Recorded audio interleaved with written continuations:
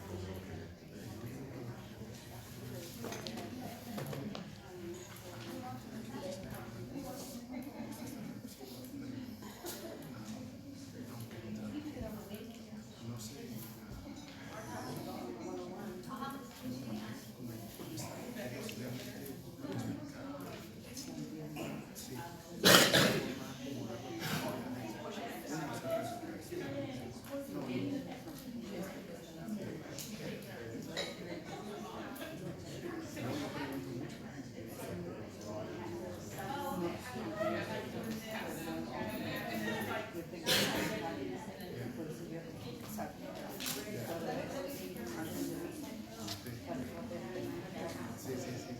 No, pero no, o sea, nada.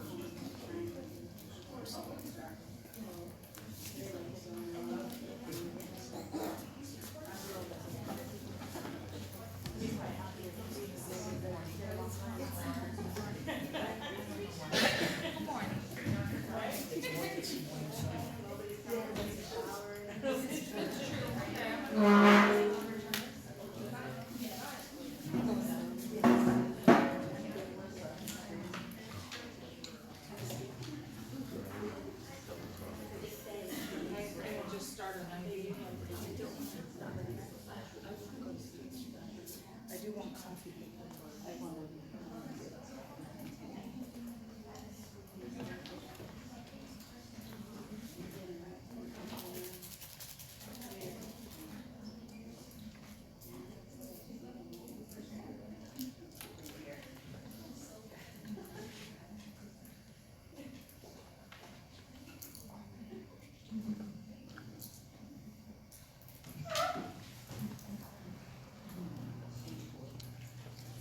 Good evening, everyone. Thank you for coming. I'd like to begin this meeting at 6:06. Would you all please stand for the Pledge to Allegiance as Robin Gillette comes and leads us? And would you remain standing, please? Place your right hand over your heart and begin. I pledge allegiance to the flag of the United States of America, to the republic for which it stands, one nation, under God, indivisible, with liberty and justice for all. Please remain standing for just a moment while we take a moment of silence to remember Jaden Placido, a first grader who passed away, a first grader at Glen City who passed away on December the 29th of this year. You would just join me for a moment, thank you.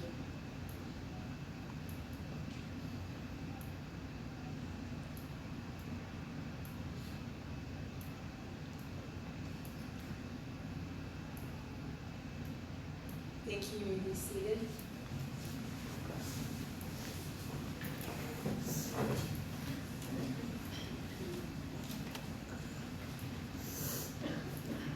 There is nothing to report out of closed session. I'd like to ask now, we go on to item 3C and ask for an approval of the agenda. Move to approve the agenda for item C. Thank you. And a second? Second. And discussion? And very quickly, President Thompson, Board, I'd like to request to pull items 9G and 9H from the agenda. Any other discussion? All right, I'd like to go for the vote for the approval of the agenda. Excuse me.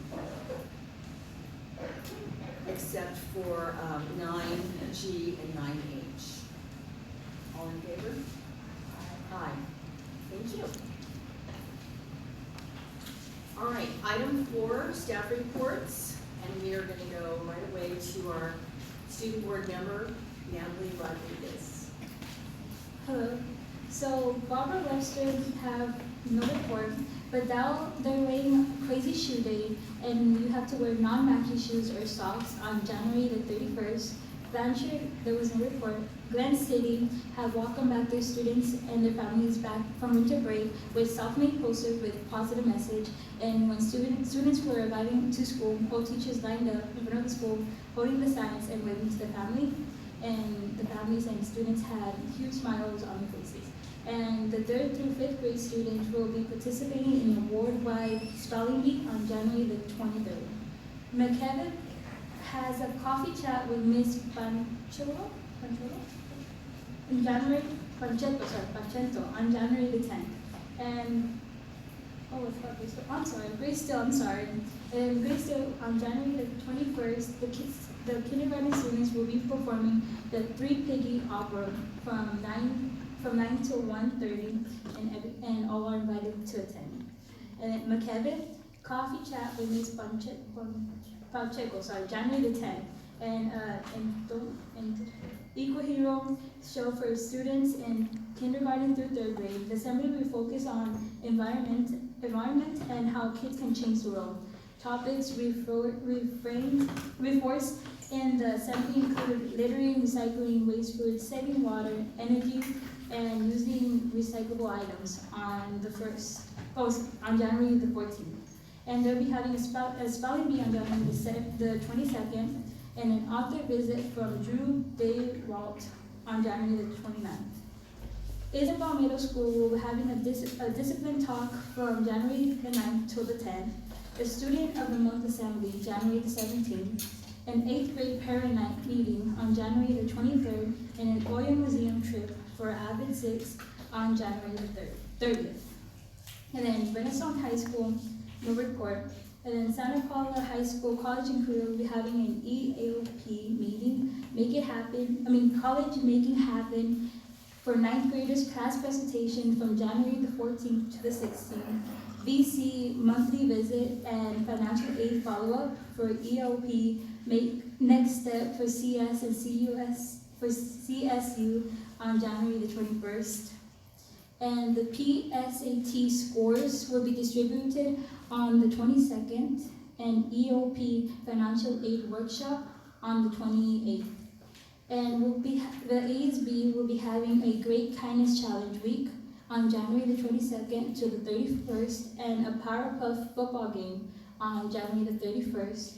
And then a youth night at girls basketball game on January the 15th, a wrestling senior night on today, January 15th, and a boy basketball senior night on the 30th. And that's all. Thank you very much, Ms. Rodriguez. Appreciate that. And now let's go to 4B, the superintendent's report. Dr. Cora?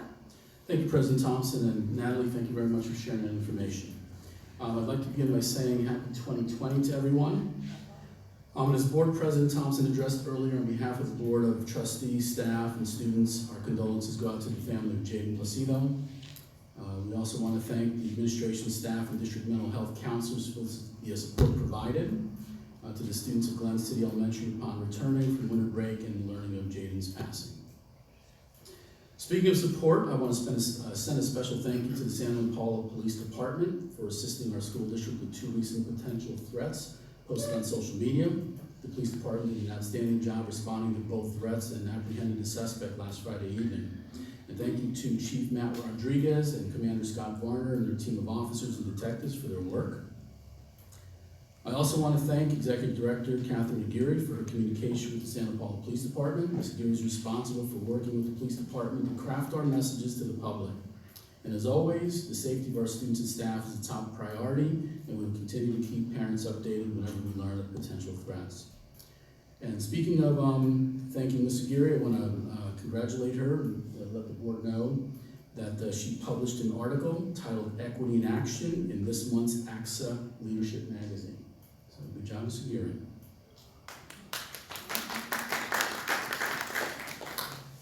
I'd like to provide the board an update regarding gender-neutral restrooms. There are 12 gender-neutral restrooms at the high school, and students can access them by requesting a key in the main office. And the restrooms are locked to ensure the safety and security of the campus. As we know, the high school campus is not secured because 5th Street runs right down the middle of the campus.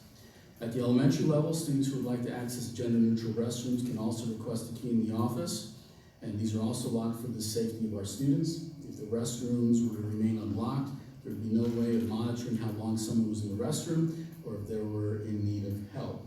And as always, we're dedicated in creating an inclusive environment for all students, and the safety of our students and staff, as I mentioned before, is always a top priority. I'd like to let the board know that we have had 3 training sessions for some of our bilingual staff members throughout the district in order to provide the best qualified interpreting services during meetings when translators are needed. And I'd like to thank Just Communities for providing the training to our employees. And lastly, I want to remind the board and inform the public of the important budget information we'll be receiving this evening from an impartial third-party consultant, Ms. Terry Ryland. Ms. Ryland will be sharing an impartial perspective on the status of our district's budget, declining enrollment, and will make recommendations which our district should consider as we move forward to reach a balanced budget. Thank you.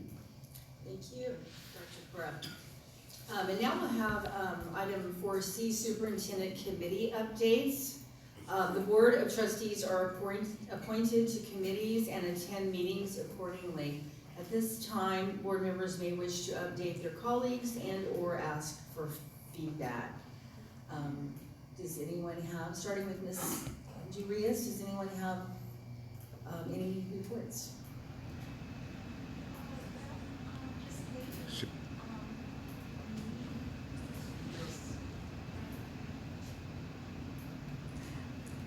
I'm a delegate with California School Board Association, and we are advocating for the yes vote on the resolution for Proposition 13, which is state bonding funding. And we had a big discussion regarding that, and so it's on the agenda for to pass a resolution in support of it. And that's about all for today. Mr. Lena? I have no update at this time. Let's go back. Well, our committee hasn't met with the joint committee. I have noticed that an agenda item that has been on several times, it looks like the lights were placed on our streets. At least it only took several months and almost a whole year. Great. Thank you so much. And Ms. Mead? We had our last LCAP meeting just on Monday. We had 2 main topics that were covered. The first one, our assistant soup of business did a wonderful job of presenting some horrible information. Not her fault. But I think as we look into the budget and continue to look into the budget, I think our community is going to see how serious it is, and tonight we're going to have a report on that. So thank you. And then we had a report on the California dashboard from our other assistant superintendent, and we learned about all the wonderful things that were happening.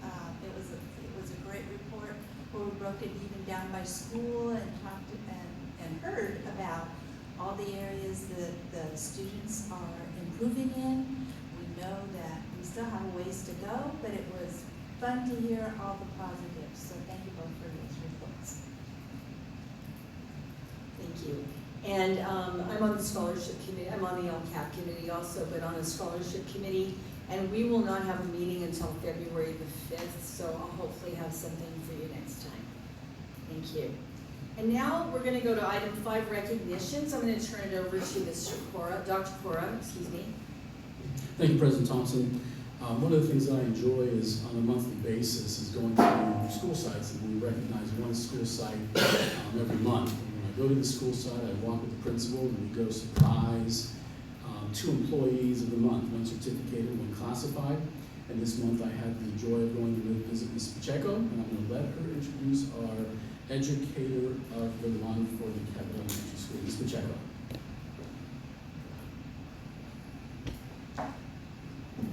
Good evening. Our educator of the month for our certificated staff is Liz Davis. Come on up, Liz. Liz has been with the Santa Paula Unified School District for 20 years. She was a teacher at Isabel Middle School and a teacher at Glen City School. Liz is currently the K-2 reading teacher at McKevitt. Liz is a hardworking individual that is dedicated to the academic success of children in Santa Paula.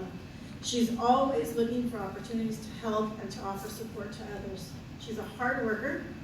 At McKevitt, she has been instrumental in promoting the Accelerated Reader Program and Lexia. She has worked with teachers to set up goals for each student. She has worked to mail those goals home to the families and communicate the goal to the family. She sends out letters. She organizes parties for students to recognize them and celebrate their success. In addition to working with her reading groups, she offers her help any way possible. If the teacher needs help testing, if the teacher needs a game made or flashcards printed, or whatever anyone needs, Liz is there to help. She is always working. She does before school tutoring, after school tutoring, migrant Saturday school, Aspire Teacher Liaison, and she is a member of the District Safety Committee. And she's also taught several years of summer school. She's helped Aspire organize materials district-wide and has also helped organize safety bins district-wide. She makes sure the safety backpacks throughout the district are ready, and I'm happy that Liz is a part of the McKevitt family, and I'm proud to nominate her as Educator of the Month. Thank you.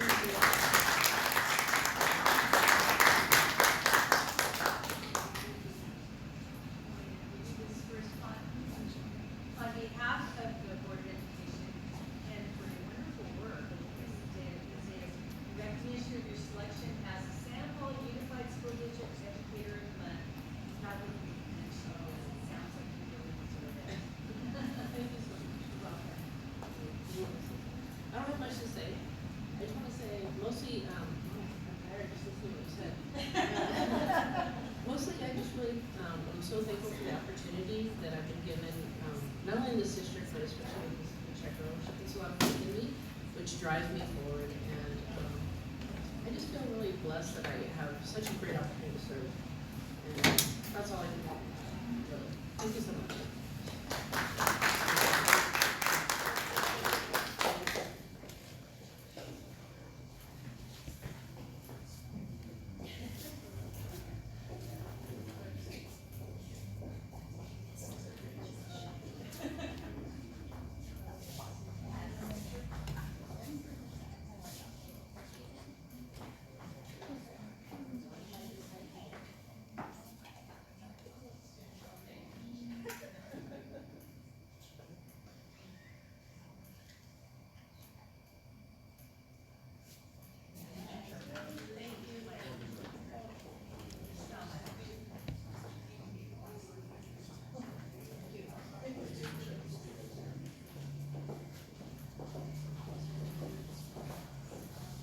Again, congratulations to Ms. Davis, and I'm going to turn it over to Ms. Pacheco to introduce your classified employee of the month.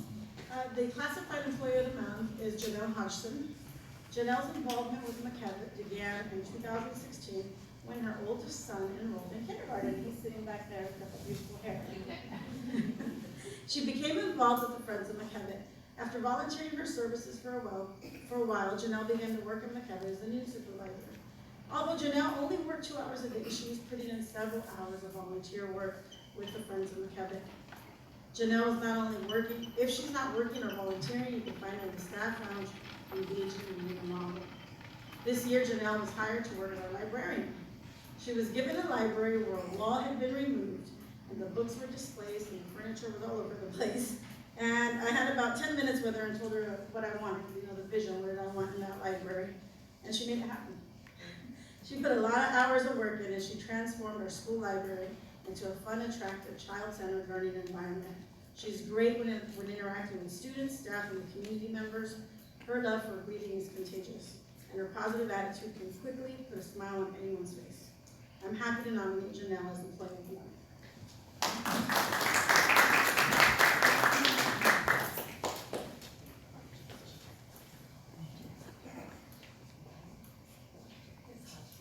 We're very happy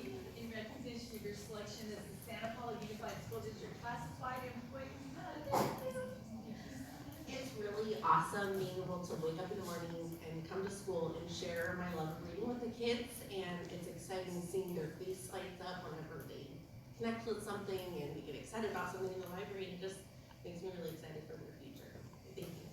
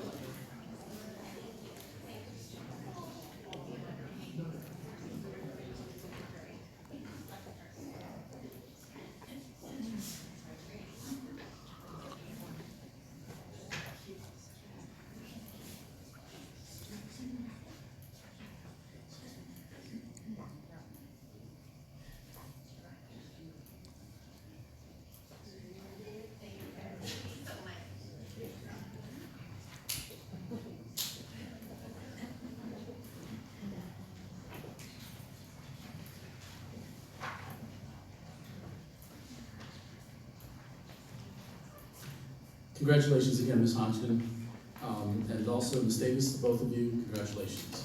Wonderful honor. President Thomas, can I move on to item 4C?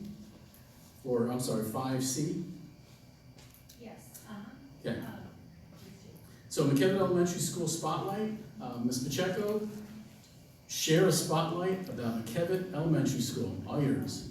Okay, tonight I'll be highlighting our school library and how we're encouraging and promoting students to read at McKevitt. This is our library. As you're aware, McKevitt's a small campus. So we had a very small library. There weren't any tables for students to sit in or complete homework after school. That was the entirety of the library. You can see when students would visit the library, it was a tight squeeze. They would sit on the carpet surrounded by bookshelves. Students would take turns looking for books and return to their carpet area. There was nowhere to sit, to read, look at a book, or even read or do homework after school. There wasn't any technology. What we did, we had two computers that were butted up against the librarian's desk. So there really wasn't a whole lot of technology in the library. Last spring, I had an idea, and I thought, wow, there's a temporary, I don't know if you can see it. There's a temporary wall that was put up some time ago. And I thought, well, what would it take to remove that wall? Is it something that we could do? Because we could then expand our library, double the square footage. So I talked to our district librarian, Sierra, to Chrissy, to Dr. Cora, to Doug, to Kevin, to everybody. And I wouldn't let it go. And I said, what can we do? It's just removing a wall, it's a little bit of paint, can we get this done? And they said, yes, okay, we'll move forward, we'll remove that wall in the summer. So you can see there, the space double. This is a shot now. See where those red chairs are? That's where the carpet area used to be, and that flows into the other room. So we have two rooms for our library. We have flexible seating. Students can sit. That furniture was old furniture that Isabel handed down to us. We put it to good use. Our students have flexible seating. They're able to lay down on the carpet, sit down, read a book. The area where students are read stories is bright and open. There's also a whiteboard there in case someone wants to write something. So it's a nice space. We have incorporated technology. We have about 10 iPads in there that students can access the internet. They can go to the couch area, they can sit at a table, it's up to them. We have plenty of tables now. Kids can color, they can engage in STEM activities, and there is room for everything. This is lunchtime. Kids can come in at lunch, and they can just sit in different types of chairs. We've increased our student visitors. The orange, the dark orange, is last year's student visitors after school. The yellow orange is this year's visitors after school. So So you can see that it's really increased the numbers because now there's actually technology and spaces for them to work. Lunchtime visits, our librarian, Ms. Hodgson, opens the library at lunch.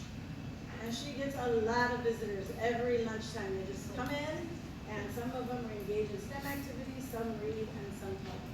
But it's encouraging kids to read our library. And total to the year, it's 4,320 kids that visited each. And that's that number right now.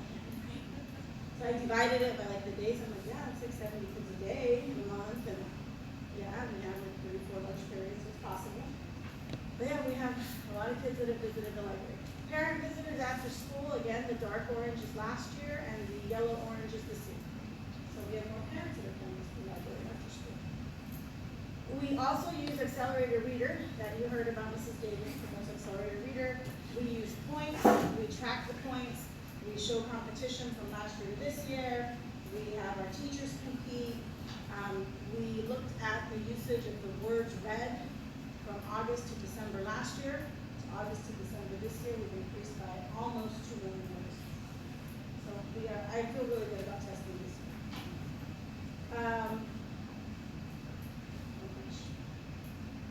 Okay. We have reading blanket parties. I told you that Ms. Davis had sent out set goals and worked with families and when kids meet those goals, they're invited to bring a book, go to the cafeteria. We change it every month, but this month was a reading blanket party. They got to bring snacks. These are our kinder and first graders that are learning either sight words or letters, letter recognition. We also have pizza with the librarian for students who achieve goals for accelerated reader points, and is the one with the most points for the month from each classroom. Gets a goodie bag and pizza luncheon. Our friends in McCavitt, we've brought them in to our focus for the year. And for Christmas, they gave the gift of reading. And I put some books there, and I said I was going to show them to you. They're on the table. These are great quality books. You can see them. Those are the ones that we gave our kids. So all of our students took up them home with little labels that from friends in the habit. So it was really a nice gift for them. We're having an author visit. He is the guy who wrote the Day the Crayons Went Home or Quit. He wrote several crayon books. They're really cute. He's also done some work with Disney on Star Wars, and the latest he did one with Forky from Toy Story 4. So the kids are really excited to have him visit. And what we really want is just to encourage our kids to read. And we know that if we encourage them to read, we're going to have academic gains in our test scores. So we want them to read for the love of reading. That's the program we're highlighting, and thank you to these two ladies who have made that program possible this year. So thank you.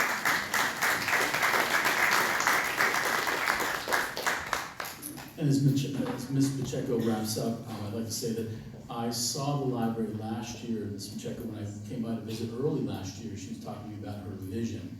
And I've been watching it happen as the years have been going on last year and this year. So nice job against Ms. Hodgson and Ms. Davis. Thank you very much. Great job. Thank you. All right, we're going to take about a 2-minute break right now. So if you guys would like to have a break, we'll meet back at, well, my watch is different from that one. So we'll meet back at 6:35. How's that?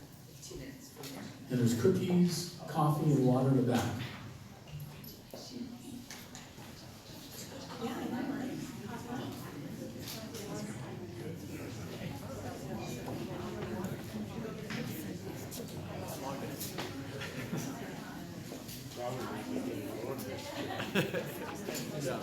Yeah.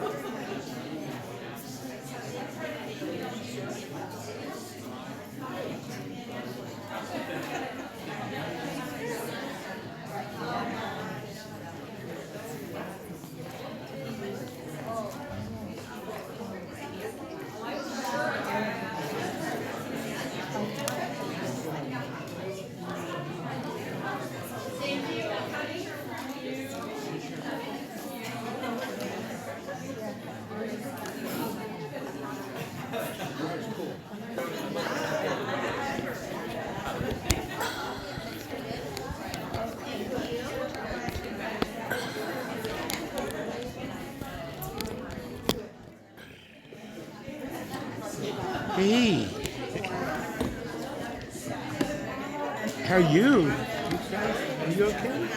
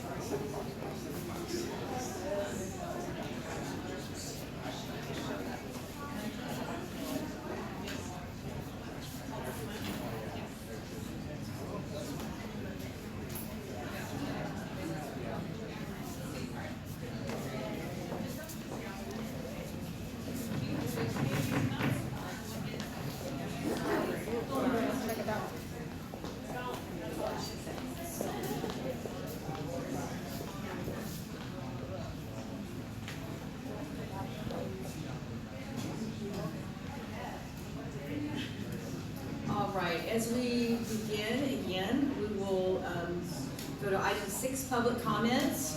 Members of the public that wish to address the board must first complete a speaker form. Speaker forms must be submitted no later than 5 minutes prior to the topic coming up for discussion on the agenda. When addressing the Board of Trustees, please stand and be recognized by the board president. State your full name and direct your comments to the entire board. Please limit remarks to 3 minutes for all presentations unless otherwise informed. In accordance with Education Code 35145.5, the board cannot enter into any formal discussion or make a decision on any matter not on the agenda for this meeting. The only exception is if you are speaking a language other than English, you may have an additional 3 minutes for a translator. Please keep to the time on the screen. Thank you.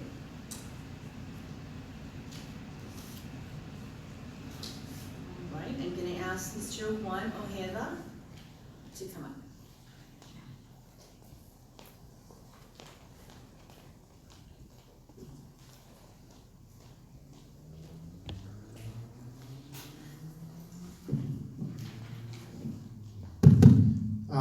Buenas tardes, miembros del board y cada persona aquí presente. Mi nombre es Juan Ojeda.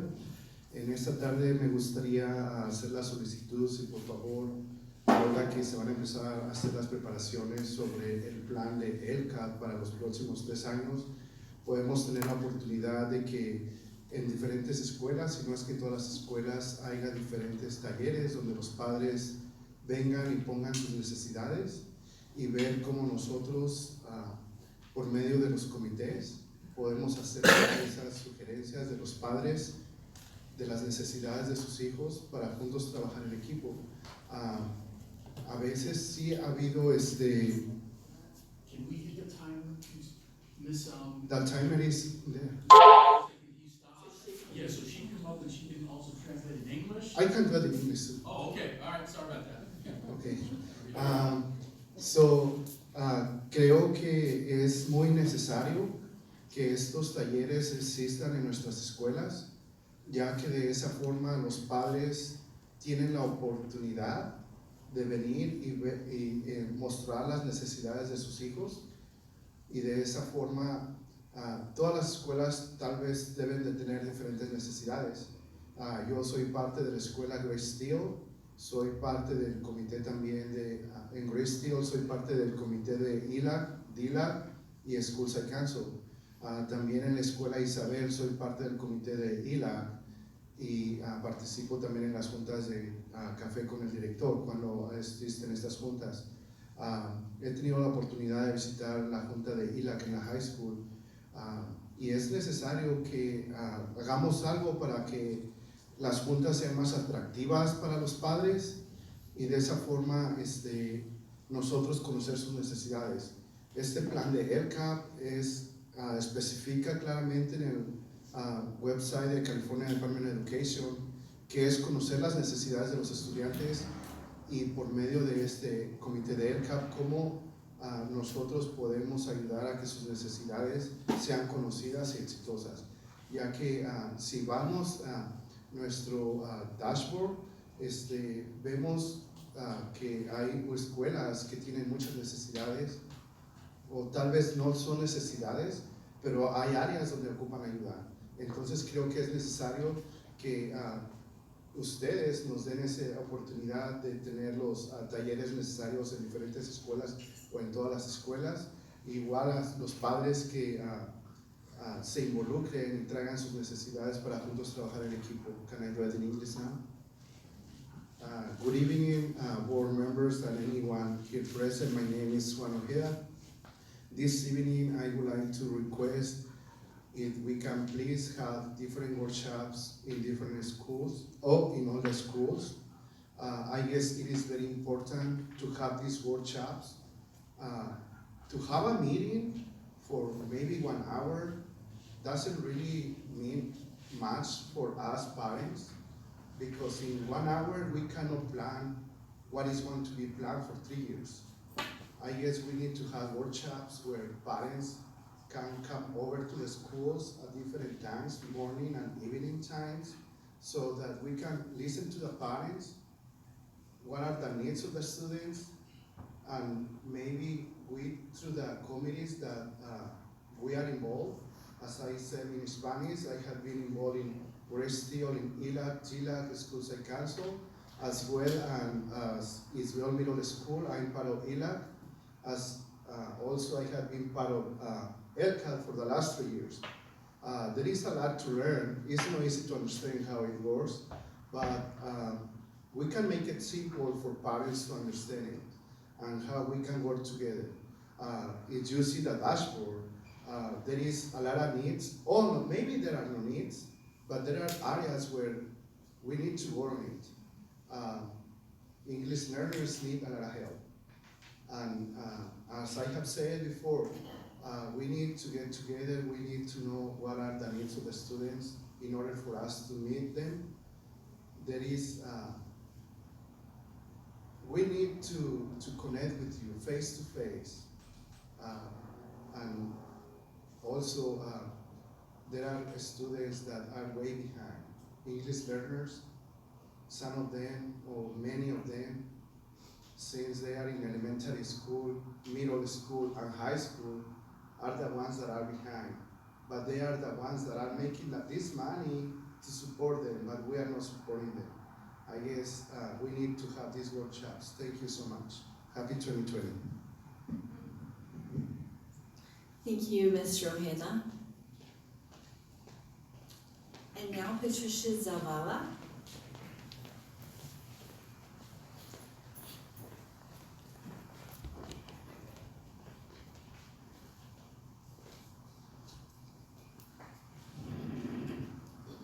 Good evening, board members, Dr. Cora, and members of the public. My name is Patricia Zavala, parent of a student at this district. I'm here back to the same issue that was addressed to the board last month. You heard from community members, you heard from parents, you heard from students, and I think the most important was the students. You heard students pleading for equal access to restrooms, or transgender, non-binary, or gender non-conforming youth. And the district's response was, well, we're gonna keep them locked, but if you ask for a key, we'll give you a key. That's not equal access to a restroom. We don't need to ask to use a, we don't need a key to ask to use a restroom. Where it's cisgender individuals that can just get up and go and use the restroom. Making students have to go and ask for permission to feel safe in a restroom is not the solution.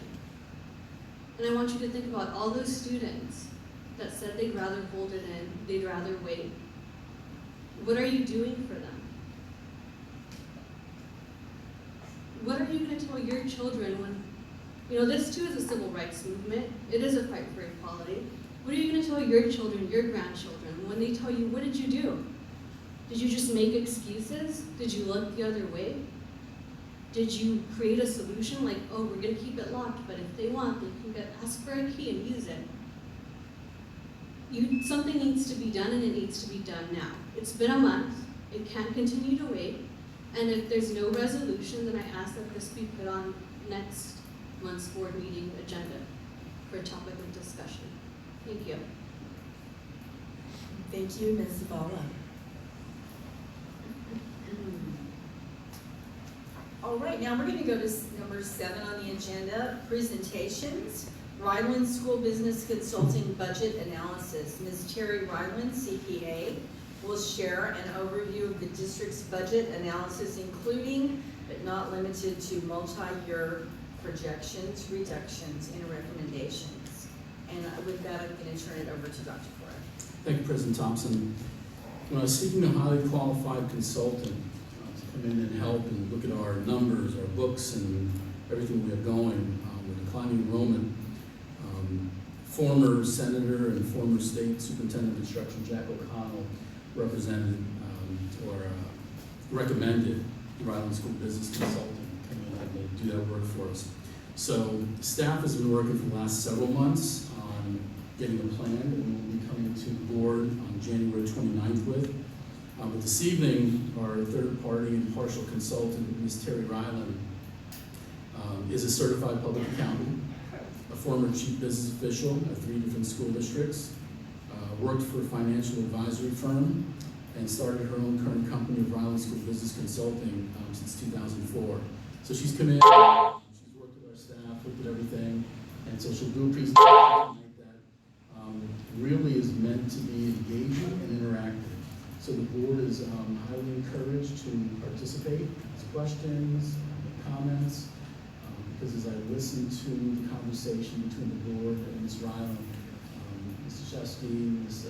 Sheffield, and myself will be taking notes. They will assist us with the plan that we're working on to bring that on January 29th. So with all of that said, I will turn it over to Ms. Ryland. Ms. Ryland, welcome. Thank you, Board President Thompson, Superintendent Cora, and Board. I'm pleased to be here. Thank you for the kind introduction. And I tend to have a conversational process when I'm going through a PowerPoint. So engaging and exciting. I mean, it is numbers, right? But we'll give it a shot. Let me go back. Sorry, Gia. Which way do I point it? Oh, that. There we go.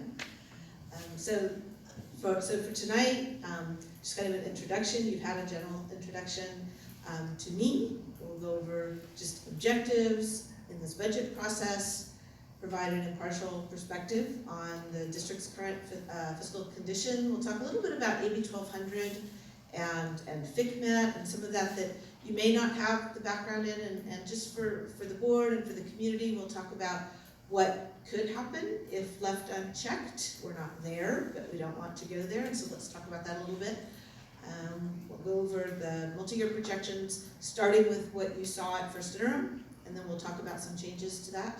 The need for a plan to keep the budget in balance, and then look at some reductions, recommendations, and where we go from here.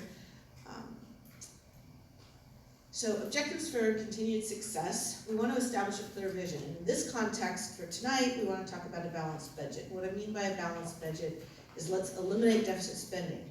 Don't spend more than you bring in. Then you have a balanced budget, right? We're not dipping into our reserves and spending beyond our means. We obviously want to continue the excellent educational program and then create a clear communication plan to talk to all of the stakeholders about where we are and where we're going. And I would say too, and Dr. Cora mentioned it, they're kind of taking notes over here so that not only from the comments that I make, but certainly your reaction to the comments and your ideas as they may be expressed tonight. I would invite you to, ask questions or participate as we go along so that they can bring you the most solid plan that's in keeping with your direction and your vision. Just based on, anything that we can pull out of the conversation tonight. And I'm just here to, not that your staff isn't capable, but to provide a second set of eyes and just a different perspective. Do I see things the same way? What do I see around the state that might help you guys in making some of your decisions? So FCMAT, the Fiscal Crisis Management Assistance Team. FCMAT was created with AB 1200 back in 1992 in response to the Richmond bankruptcy.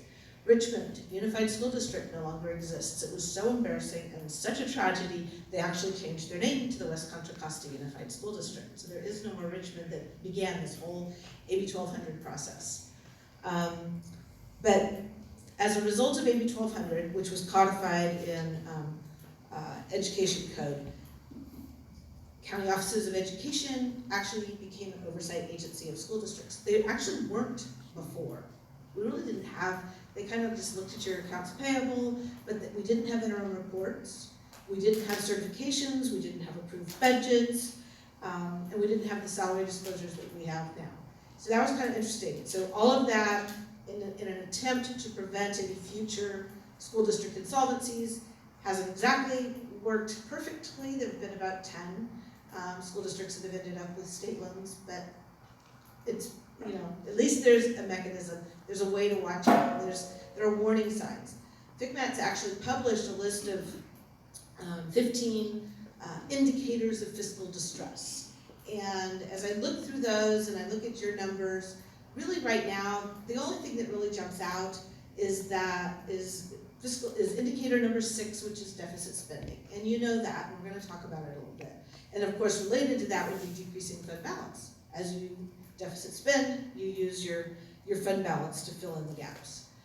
Some of the strengths that work in your favor. So some of the indicators might be, there are no clear budget assumptions. There are no regular budget updates. But I would say, you have an engaged leadership. You do have clear budget assumptions. You do have regular budget updates. You are paying attention to your declining enrollment.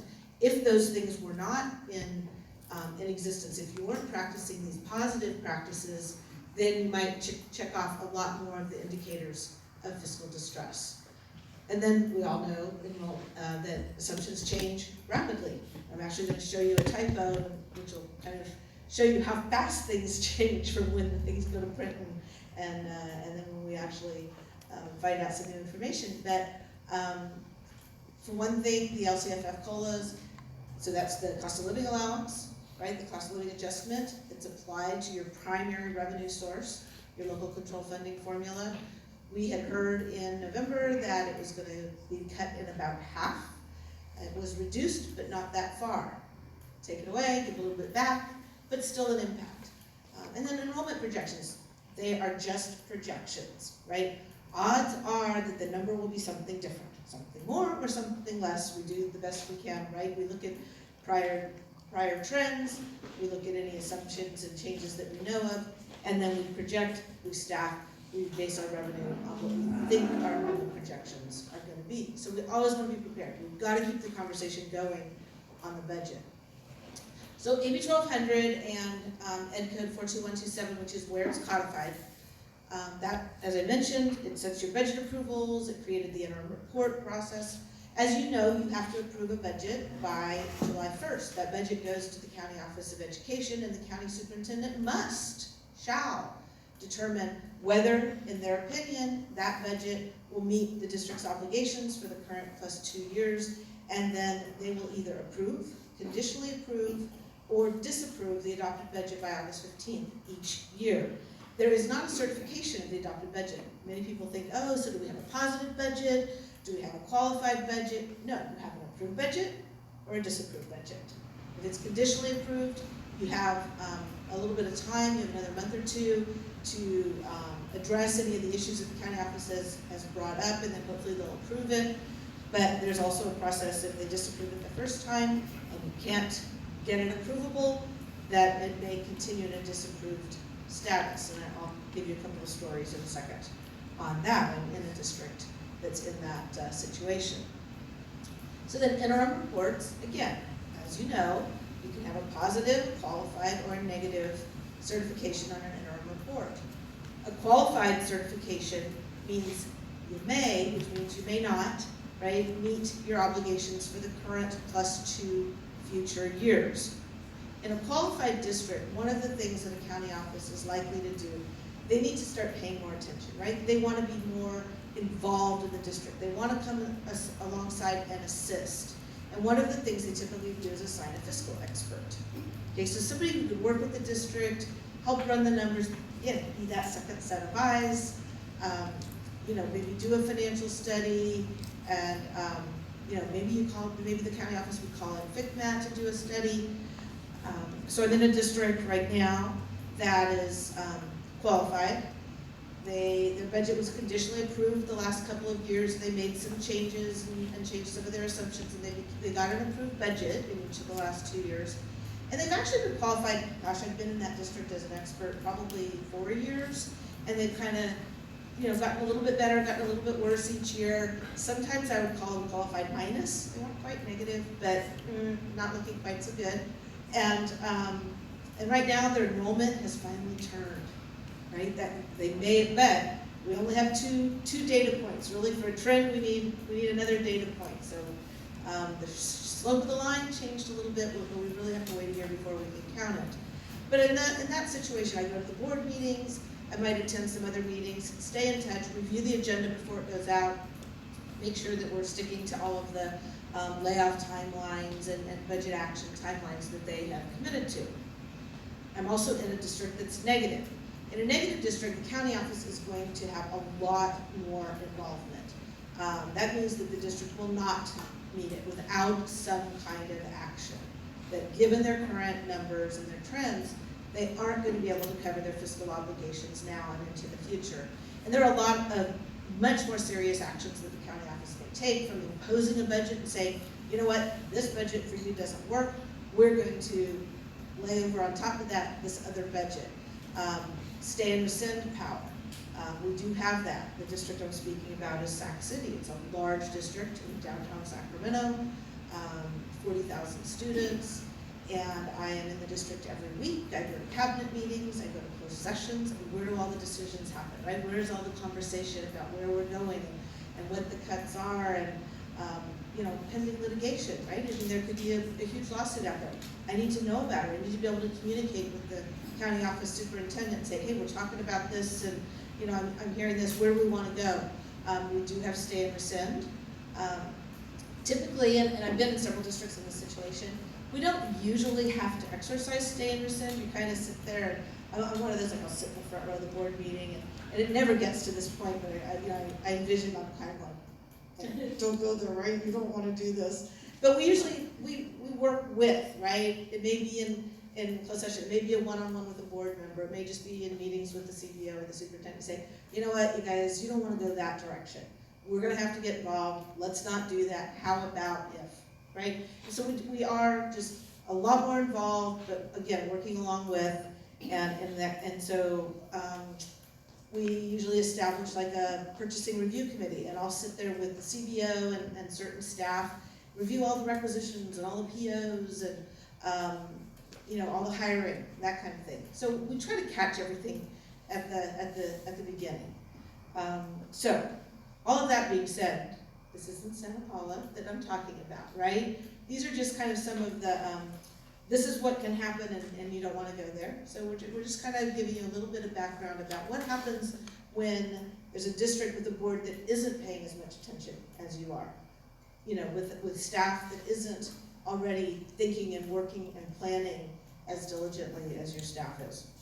And then, of course, there's that final step, which is the districts that finally run out of cash, right? Game over, fiscally insolvent.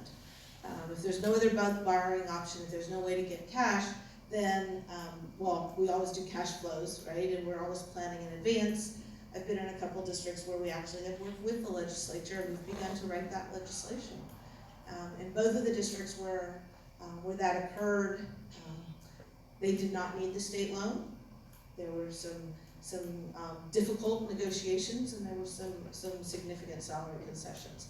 One of the districts, it was just right during the beginning of the recession. They were in a huge, fast-growing area that just screeched to a halt, right? And so they did their salary cuts. Since then, they've grown, they've recovered, they've moved on past that. The district is growing and building again. But there was another one that was just a tiny little unified district in the Central Valley in a farm community, and they had also made the salary reductions, and they haven't really recovered yet because they don't have that growth. They don't have that additional funding that came in. And then I've also worked with a district that has a state loan, and in Southern California, and I kind of went in alongside FICMAT, and we did a lot of work on internal controls and building capacity and training and that sort of thing. So there's a lot of different places that a district can be in fiscal distress, but once you get to that state trustee position, that's when, of course, the board is set aside, the superintendent is removed, and the administrator takes all control. There's no local control anymore. The number one job is pay the loan back. Not, let's talk about, these amazing reading programs and a really cool looking library, I must say. That was pretty fun to see. But again, let's be clear, we aren't talking about Santa Paula. That was just by way of background, kind of interesting, a little bit of, a few horror stories, kind of the FICMAT spiel light, not too threatening. I've given that and been part of that presentation in a much more, forceful way, like you guys are moving down down the road, but, you know, you guys aren't. You don't wanna go there. You've, you know, as long as you stick to a strong budget plan, stay that course, you guys should be fine. So what are some of the contributing factors to the fiscal concerns that we have right now in Santa Paula? Obviously, declining enrollment. You know, you can't reduce expenditures as fast as enrollment declines. And I'll review a chart on that just makes it a little bit more of a graphical representation of that. Enrollment's declining throughout the state. Overall, statewide, ADA and enrollment are declining, and over 60% of the districts in the state have declining enrollment. So you're in good company. Doesn't, you know, might make you feel a touch better. You know, deficit spending. So the district is in the position where you're spending down your reserves. So your reserves or your fund balance, that's your savings account. Your operating budget is like your checking account, right? So if as you go month to month and you spend more than you bring in, right, you got to transfer from your savings account to make sure you aren't overdrawn. So that's the condition that the board is looking at right now, and you are lucky that you have started from a nice position of strength with sufficient and you know, more than adequate reserves, luckily, right? But you can't do it forever, right? You can only make those transfers from the savings account until you're out of savings. Another thing that I noticed in Santa Paula is that your cafeteria fund is deficit spending. Well, right now, and it's deficit spending, you're actually budgeted to spend down more than half of your beginning fund balance. Okay, so you can only do that about 1.5 times, right? There's an effort to look at your cafeteria fund, work on what's going on there, make sure you get that in balance. Otherwise, what happens is if you get to where you run out of fund balance in the cafeteria fund, you'll need a contribution from the general fund, and then that'll contribute to your general fund problems. Can you explain your wording, the cafeteria fund? Is that the LCAP fund or? Oh, no, not at all. So there are a number of funds in the district, all self-balancing sets of accounts. Your general fund is your major operating fund. And that includes your unrestricted and your restricted, your categoricals, your special ed, your Title I, your just regular old teacher salaries, all of your LCAP expenditures. That's all going on in your general fund. You also have bond funds, you have your developer fee fund, and you have a cafeteria fund, which is where the operation of your food services program rests. You want to keep that in balance because it has its own beginning fund balance, and this year you're budgeted to spend that down significantly. Does that help? Let's see. So you have the declining enrollment problem, you have the deficit spending problem, and just like every other district in the state, you're increasing STRS and PERS costs. And I'm going to talk about that much more extensively in a couple of slides.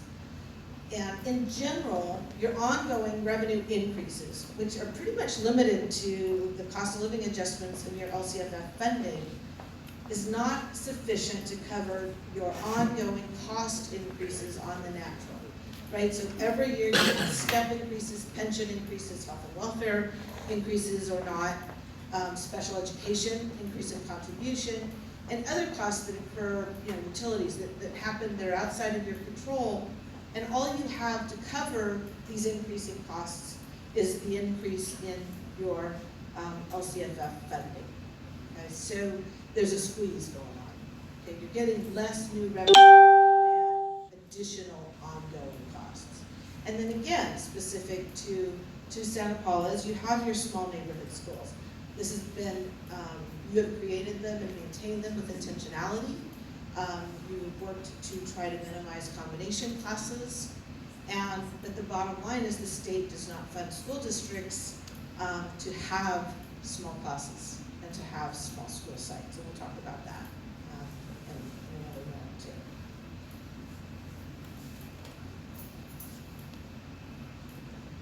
So, as you know, enrollment and ADA have a huge impact on the district. You're going to staff based on your projected enrollment, and you're going to budget your revenue based on your projected enrollment.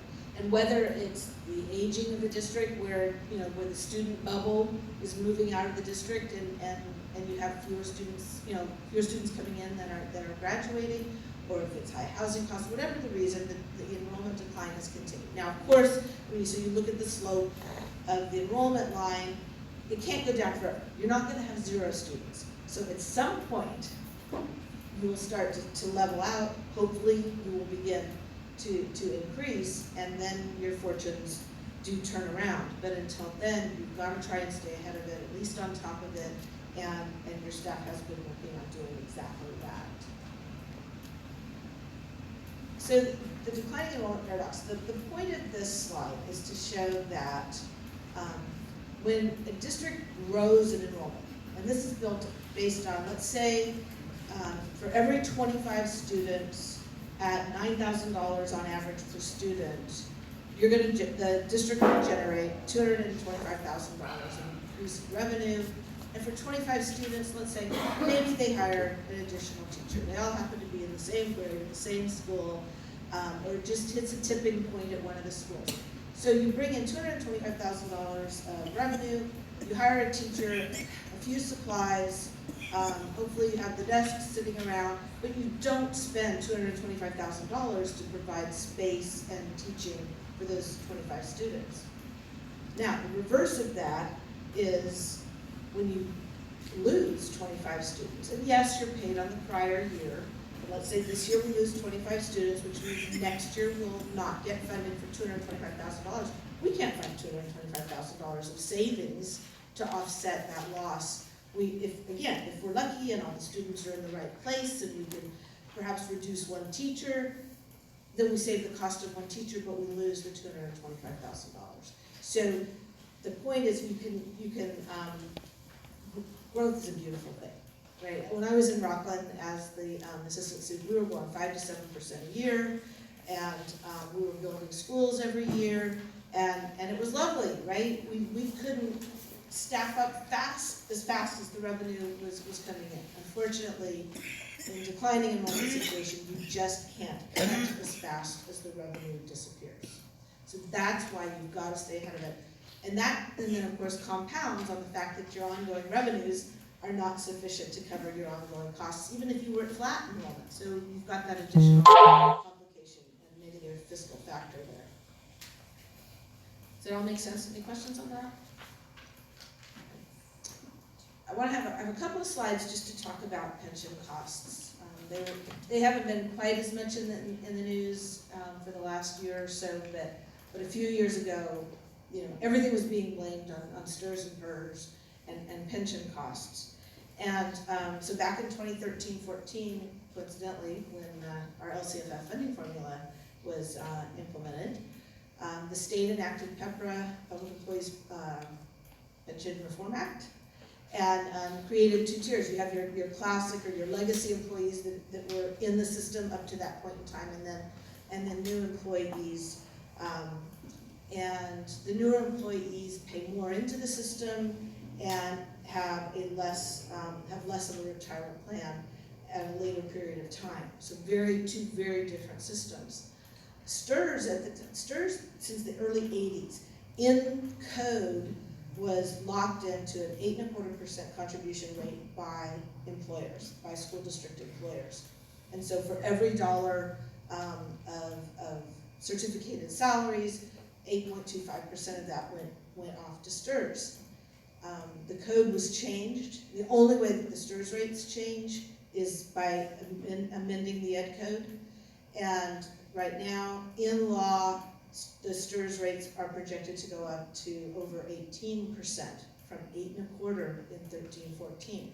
So what this chart shows you, the red line shows, given your salaries with a little bit of increase each year for step movement, what you would have been contributing under the 8.25%, and the purple bar shows what you will be contributing under the projected rate. So more than double by the time you get out into the 2026-27 timeframe compared to what we all thought as recently as 2013-14 we were going to be able to plan on.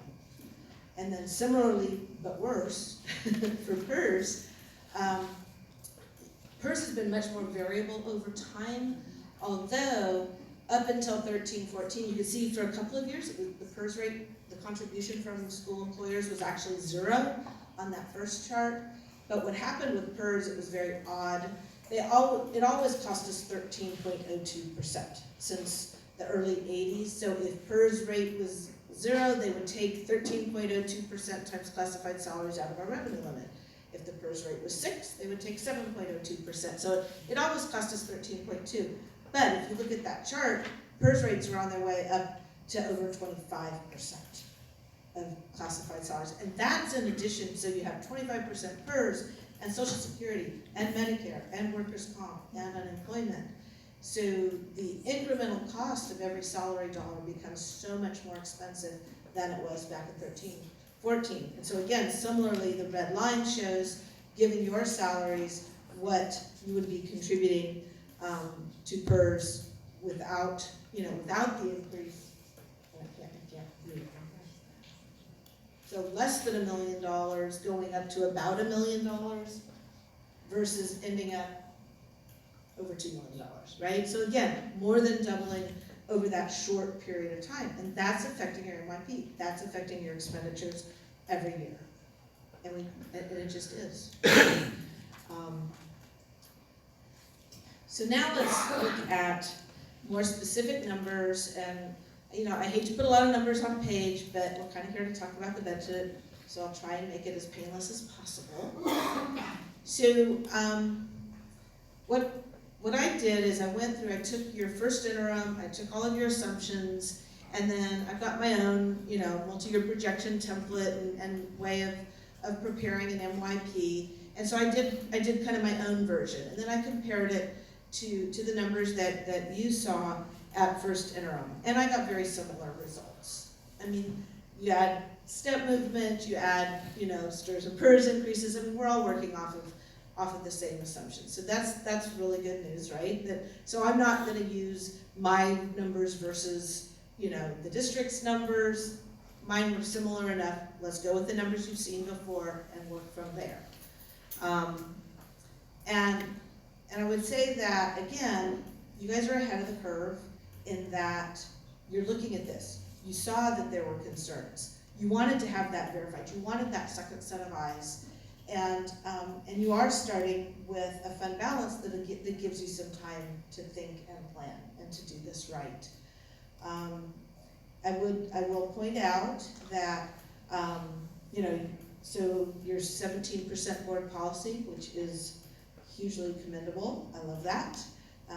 Whenever I'm in a district, I always try and establish a board policy that's something above that bare bones minimum state requirement. But because you've been adhering to that, you are starting in a position of strength. Let's point out too, though, that the MYP includes your recent salary settlements, right? But does not include any in the future. It does include your natural step and anything contractually, your current contractual obligations, but nothing projected into the future. And so I think that, again, having looked at the numbers, my new term the last couple of years, rather than saying, oh, those are conservative numbers or those are really aggressive numbers, is I'm trying to look at numbers that are reasonable. Let's try and get things that are as close to what we think is really going to happen. And sometimes that takes a conservative assumption, and sometimes it takes a more liberal assumption, but let's look at some reasonable numbers. What would a reasonable person think given today, January 15th, not the 16th, right? These numbers will be different tomorrow, but let's talk about what they look like today. Real briefly, when you saw the numbers at first interim, they were different, right, than your adopted budget. And so I wanted to kind of show that, and Sherry explained to you that staff has now been hired, right? So maybe higher or lower perhaps than what was budgeted, but a lot of times you end up having to bring in staff at a higher salary place than what you had hoped for in the budget. Carryovers have been posted. You never know that back in June, right? You don't know that until September when you close the books. Negotiations were settled. That's going to be your biggest impact. And so what's happened is your deficit spending has increased, which has changed the shape of that, the slope of that line, right? So the blue line shows the line of your declining fund balance as of adopted budget, and the red line shows a faster decline as of first interim. The horizontal green line is your 3% reserve. And so you can see that now at first interim, we are heading to that 3% minimum level faster. Okay, so that's kind of why I'm here. So we need a plan. We talked about declining enrollment. Yes, it's a statewide concern, brings you some comfort, not a whole lot. Doesn't bring any money, just some comfort. The LCFF increases now are looking to be smaller than we had projected. You can see that when I finalized this late last week, we thought that the COLA was going to be cut enough that you would lose about $700,000 compounded each year compared to first interim, but that ended up being about $400,000. Still, $400,000, $460, and then 600 and something. So not as severe, but it's a hit, right, to the numbers that we looked at first interim. You should be seeing your unduplicated count declining as your EL population declines as progress is met in that area. Most districts don't talk about that, right? But to the extent that the use of all your supplemental concentration money is effective and successful, you should get less of it. I'm not sure that's the incentive that you want, but we should start seeing that, right? Depending on the progress that you see there. We have one-time funds statewide, and it's been kind of a statewide issue, is that has masked your ongoing structural deficits as they've existed in districts. You look at the bottom line, you just go, oh, look, we're break even. Well, yeah, but you're not going to get some of that money next year. Some districts were thinking ahead and may have used it for some one-time expenditures, fund an OPEB if they have it, some post-employment benefits, or put it into some facilities or something. But a lot of districts just said, oh, good, phew, right? The negatives are moving out into the future. Again, we've talked about the smaller schools in some of your neighboring districts, most of your neighboring districts. Again, commending you on the 17%, but if you look at the first interim numbers, you're down to below 8% in just 3 years. Obviously, you don't want to continue that. And frankly, any district that has a balanced budget today is looking at deficit spending and making cuts in 3 years because of the small COLAs and the increasing costs every year.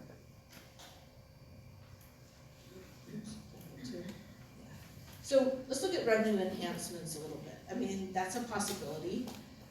What we say is you can't count increased revenue until you see it.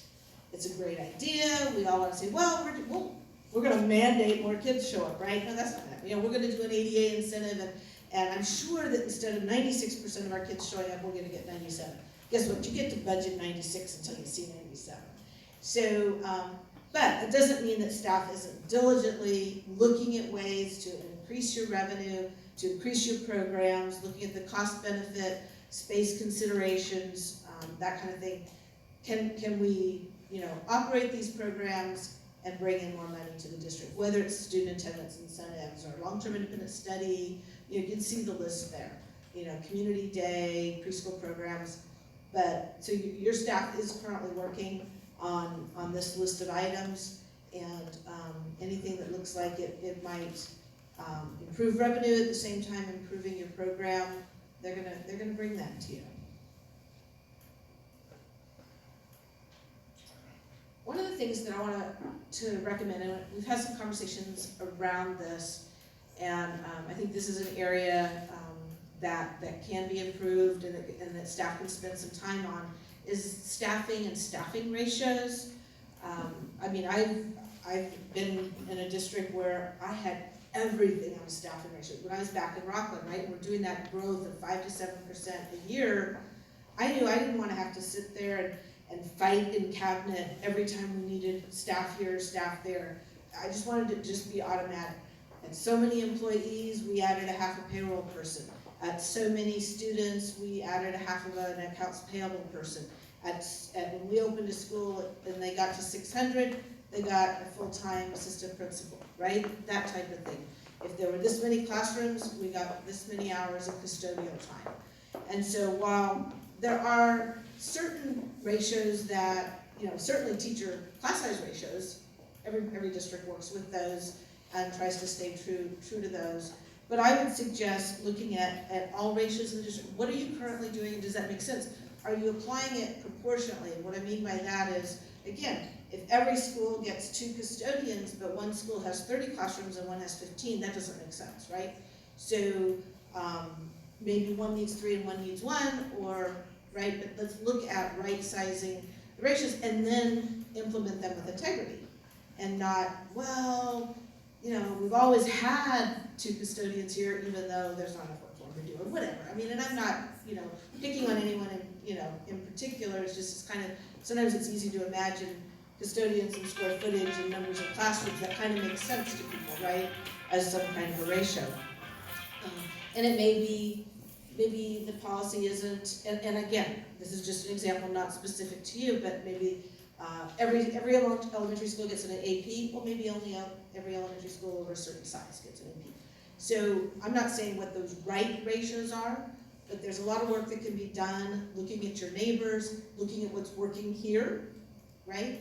And evaluating it. So my suggestion would be not for this budget cycle necessarily that we're already starting, but before the 21-22 budget, is to spend some time developing some ratios that work for you, looking not just teachers, but classified administrators, and then use those ratios to as the budget is developed. So ideal class size or ideal school size. Your staff has spent some time working on this, collected this information. I thought it was great, so I am using the information you've seen before just to discuss this briefly. And as I believe was probably pointed out before, and as you can see from the numbers, when you look at the far right column and the average size school in Santa Paula, as well as these neighboring and comparable districts, on average, Santa Paula has the smallest school sites, okay? And we're gonna talk about why that's more expensive. So we talk about in the industry, and there's when you look at all the costs in running a school, right? Whether it's teachers or utilities or what have you, some costs are student-driven and some are site-based driven. For instance, if you have 30 kids, you need a teacher, and if that's 30 kids at this school or 30 kids at that school, right? The teacher is going to follow the students. Same with supplies. $100 a student, doesn't really matter which school they're at, you're gonna allocate whatever your rate, whatever your allocation is based on students. Certainly IEPs and any related costs for an IEP are gonna be student driven. They're gonna follow the student. But some costs are gonna be more site-based.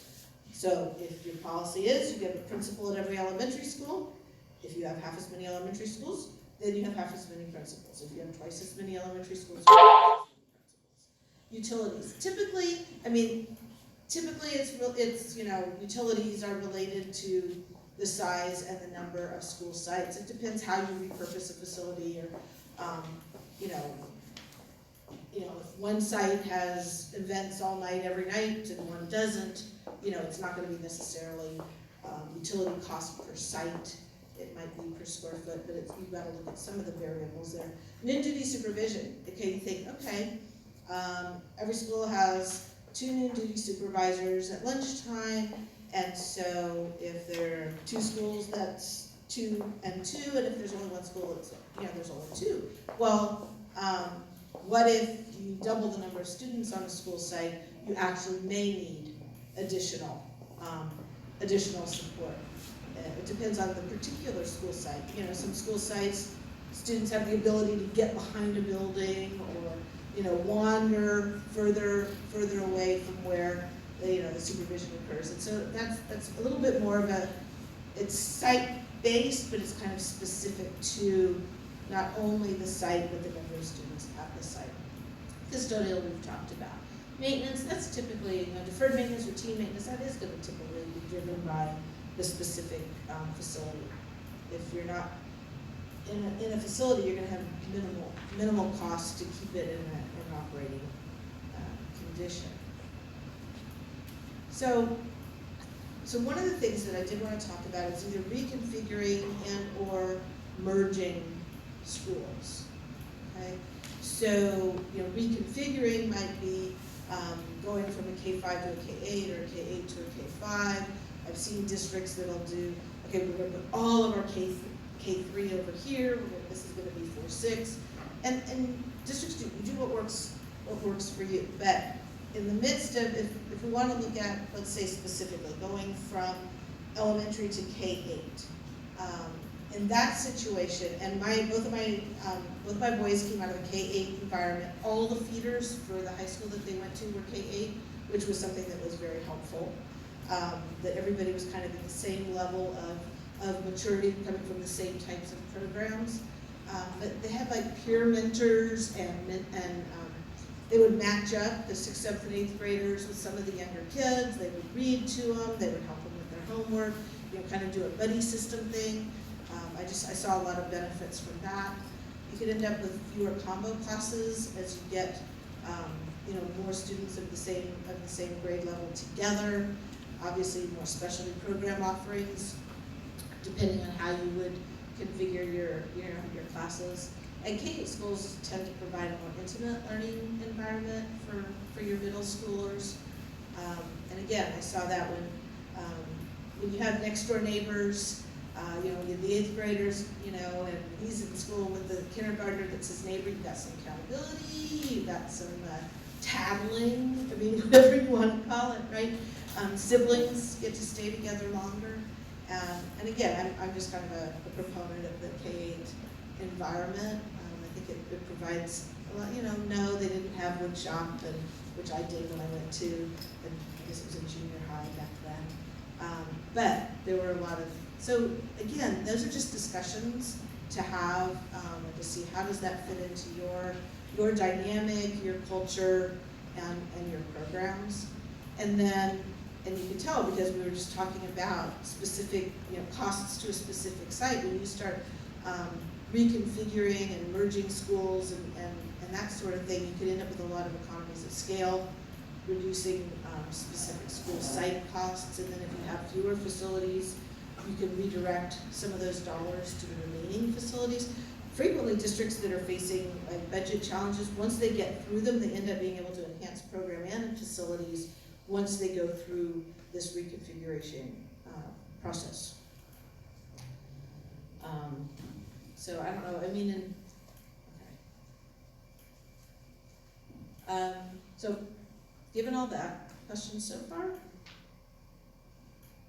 Questions, input, anything? So I kind of want to switch a little bit then. So here's some ideas. Again, I've been in some of these districts that you don't want to be. And so what are some of those ideas? Where could we go from here? What are some of the reductions that I would throw out there? You're going to have some very specific Santa Paula ideas. Your staff was already working on some of those ideas. But things that I've seen work in other places to prevent any kind of a fiscal crisis, reductions in workforce, unfortunately. Examining your programs above base and then prioritize. And everybody went through that exercise in the beginning years of LCFF, right? What's base, what's supplemental concentration? Okay, we have a classroom and we have a teacher and we have a whiteboard, whatever your base is. And then here are the things that we're gonna do to increase and improve services to students. And then you've probably even gone further, right? You're using some monies that aren't supplemental concentration to, again, improve services and your reading program and a myriad of things that you're doing. Well, if we can't afford them all, then there's gonna need to be that really hard look at what do we prioritize. We gotta do base, we gotta do these other things because we've got a commitment or they're working or whatever, and you prioritize as long as you've got, as long as you've got the money. So everybody needs to be thinking about your priorities and what that might look like. Let's pursue any non-general fund sources of funding for facilities and construction needs. as you reconfigure, as you merge, as you change some of your, your site configurations, you may run into some dollars that you need to put into a site. Well, we don't want those to come out of the general fund, so let's make sure that we're using all available outside sources of revenue to cover that. Again, reconfiguring, do you take K5s and make some K8s? Do you, and let's take your facilities needs into consideration as you look at that. I know you have some middle school facilities issues. Can through this process, can you free up either the space or the resources to address some of those issues?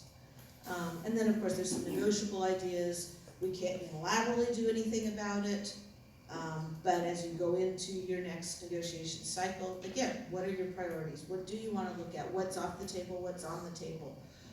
Whether it's class size or work year or freezing step movement, I'm not usually a fan of that. It's very difficult to implement. You end up having to, at some point you go back and you reinstitute it, and it can get messy. It's for me, it's kind of down the line as far as what's desirable and easily implementable. But your staff is working on these. They're going to make recommendations, but it's going to be the board's responsibility to do that prioritization and to make the decisions. Yes, yeah. Do you have any ideas? I know every year in LCAP, the committee gets together and prioritize. What are some other ways to get input from the community, from parents, students, whatever, for prioritizing? One of the ways, and Sherry's gonna kill me, but is you can set up a community budget committee. They're a lot of work as the CBO, but you start off by educating.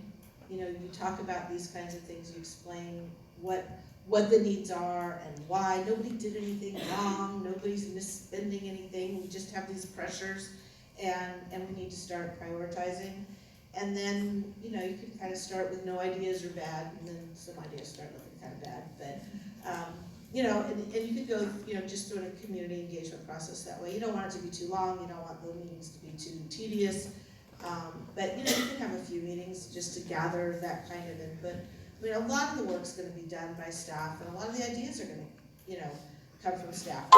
Here, there's been a lot of conversation between amongst cabinet, for one thing. I mean, I've been part of some of those conversations, but then between administration and the sites, the leadership team, even, all of the district office and district-wide, non-sited employees, they've been having those conversations, saying, actually, here's what our first interim looks like, here's why it's an issue, we're talking about, and you're gonna get a lot of ideas from your staff. They see every day what's going on in the school sites, they know what's working and what's not working.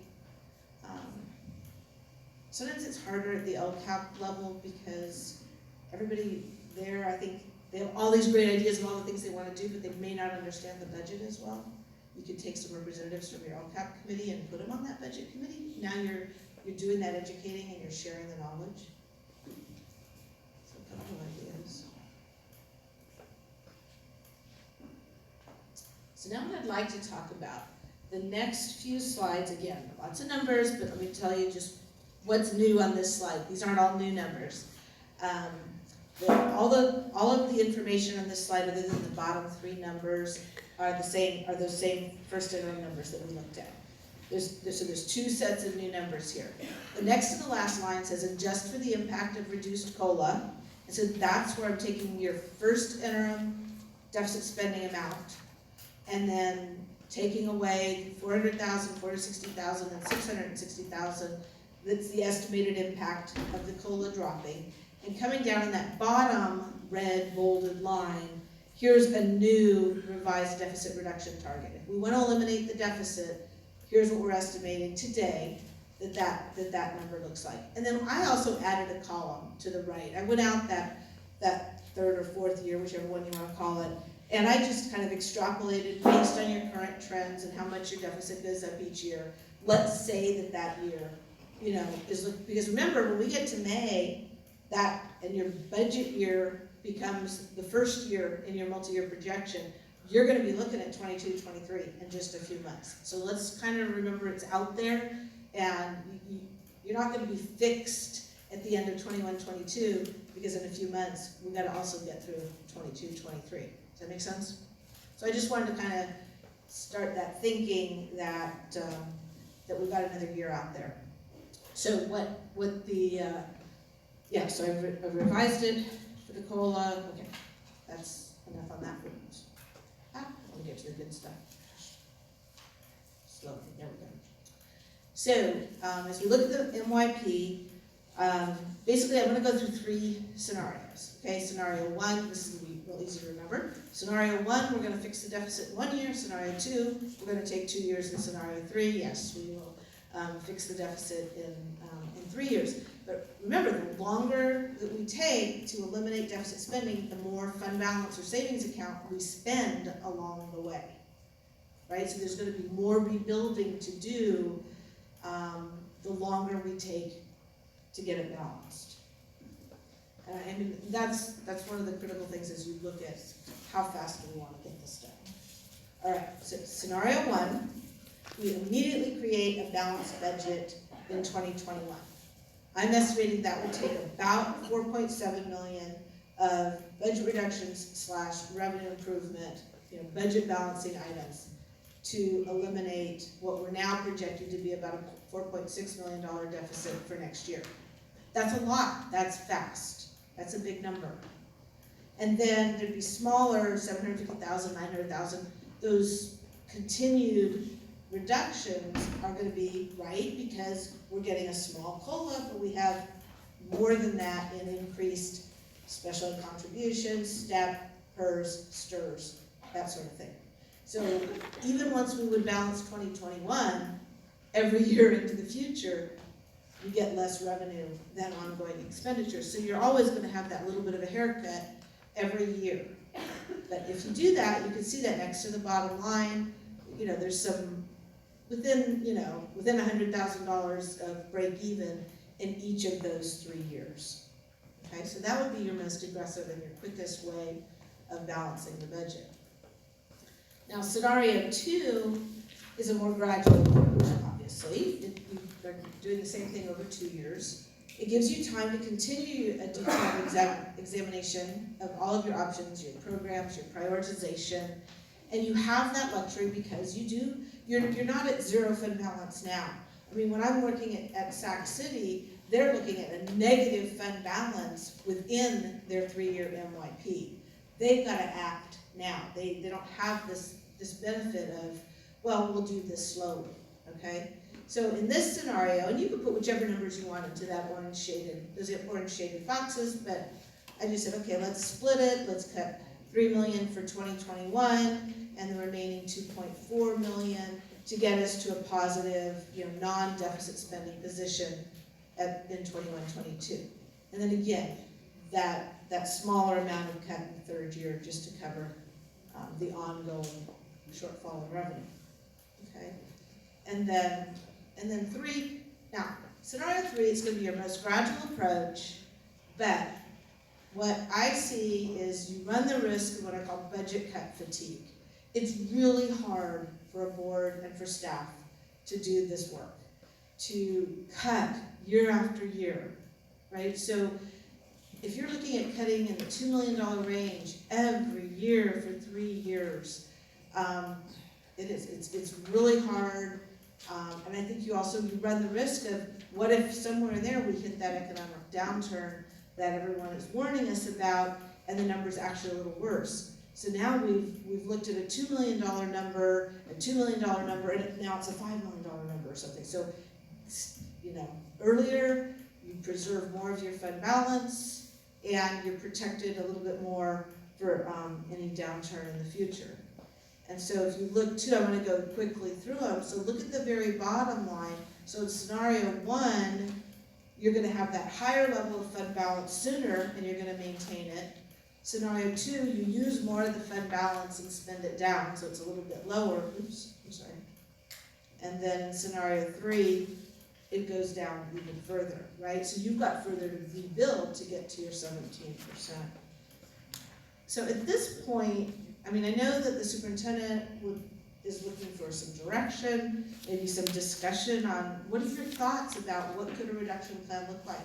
What are some things that do you want to even discuss right now as they're taking their notes that might help, you know, did any of this sound like something, yeah, we could go there? Does any of this sound like, I don't ever want to see that again? Any comments that you guys might want to make to give a little bit of direction? If I may, I just noticed that scenario one was a huge amount of money taken out immediately, and that would affect the interest that we draw on that money. Right? No, you're reducing expenditures, so you would actually have more cash. Oh, okay. Yeah. But, okay, oh, I see what you're saying, okay. Yeah. All right, got it. Okay. No, I appreciate the thought. No, that Yeah, makes, I think no, that that makes we're sense. okay there. Okay, thank you.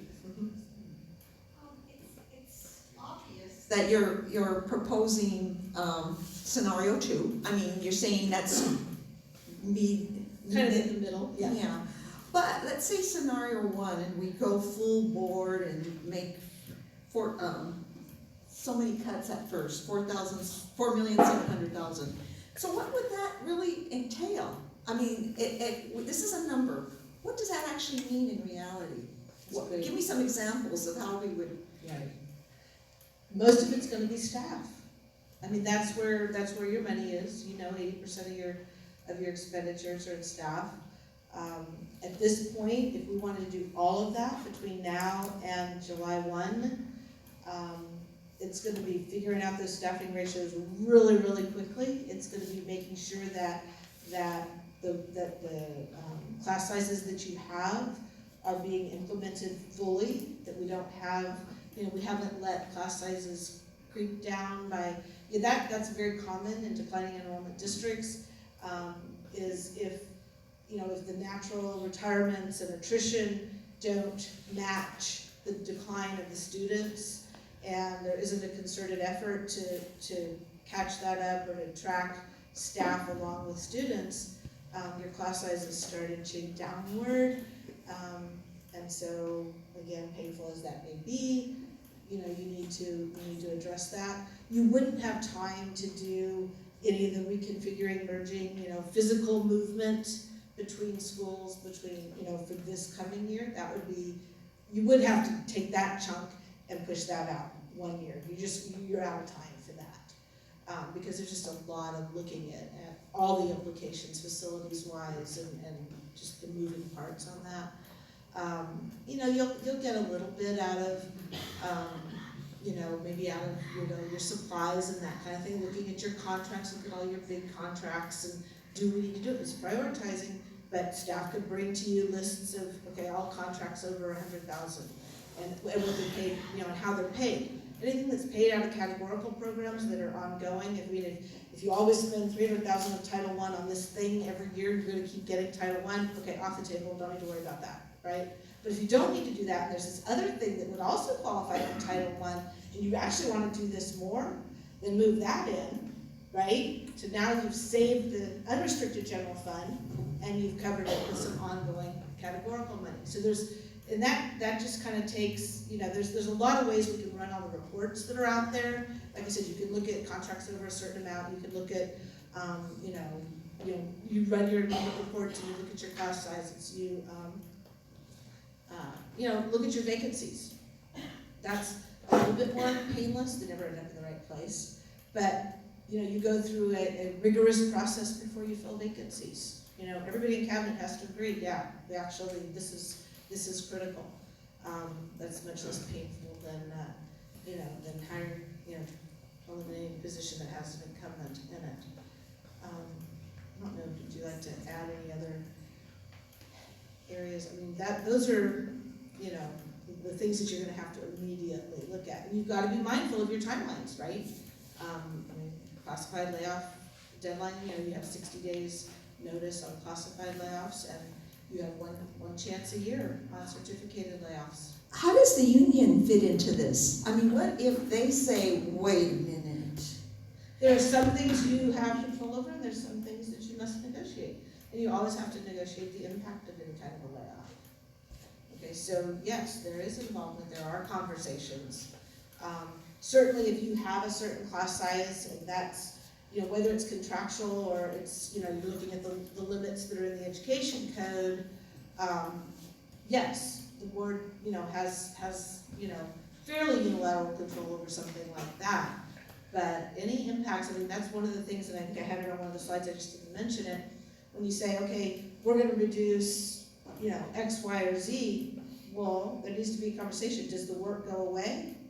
Or does, you know, does the work change? You know, maybe that work doesn't go away, but this, you know, and again, all within with all the bargaining unit contracts.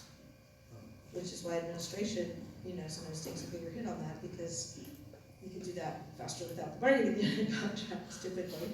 Ms. Rodham, you just touched on what I was going to ask about job descriptions and changing job duties and looking what's available and what's vacant that we may not need to fill. Mr. Corey's been doing a good job in doing that, looking around, and he has talked to us one-on-one on the board conversations before. And my question for you is, excuse me, will you be working with our district staff to figure out what exactly is being maybe duplicated as a job duty that doesn't necessarily need to be duplicated, or what can be filled, what does need to be filled, et cetera, et cetera? That's. I mean, we really haven't gotten that, you know, we haven't had that conversation. I mean, any kind of analysis, any kind of, you know, looking at it in a different direction, absolutely would love to help, but we really haven't, you know, decided what that might look like. I mean, at the discretion of the board, of course. Yeah. I have a question. Does anybody know how many empty seats we have now that were not filled, you know, up to the max in classrooms? How many empty places just?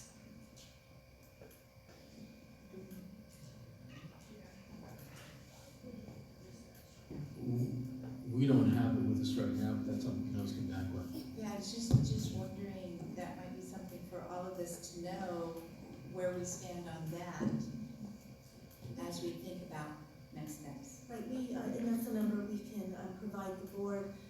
Another consideration is we do promote neighborhood schools, and we do not offer transportation. That contributes to the empty seats at the school sites, because we are structured that way right now.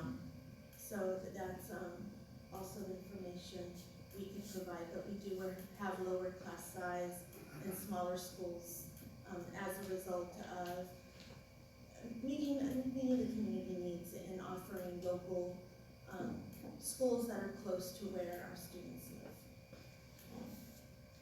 live. As a board member who's been on the board long enough to have had major budget cuts in 2007, right? About 10 years ago, 10 or 12 years ago. A couple things that the board always put in front of us was we kept true to how it directly affects the students, because as a board, our goal and the reason we've been elected is to educate the students. And therefore, that has to be our #1 goal. And so you look at the model, the model really should be, what is it gonna cost to run this classroom, and we spend it coming up. But you know how education gets, you get this chunk of money and then it spends down, and whatever left over goes into the classroom. So as we move forward, I hope that we keep refocusing, do they have what they need in the classroom? And then after that, we build on that. Because when LCAP came along, it was like being in a candy store. We got lots of money to do the fun things. And yes, in theory, it's supposed to help the classroom, but you have to kind of reverse yourself and go back where first and foremost it's the teacher and the students that we actually represent, and because we do educate the student. And the other thing we have to remember is that our goal is to educate the students, our goal, even though we are the largest employer in Santa Paula, we are not an employment agency. And therefore, it's really hard, and I don't mean to minimize the employees we have, because they all do a great job and they are needed. Again, it goes back to educating the students, so.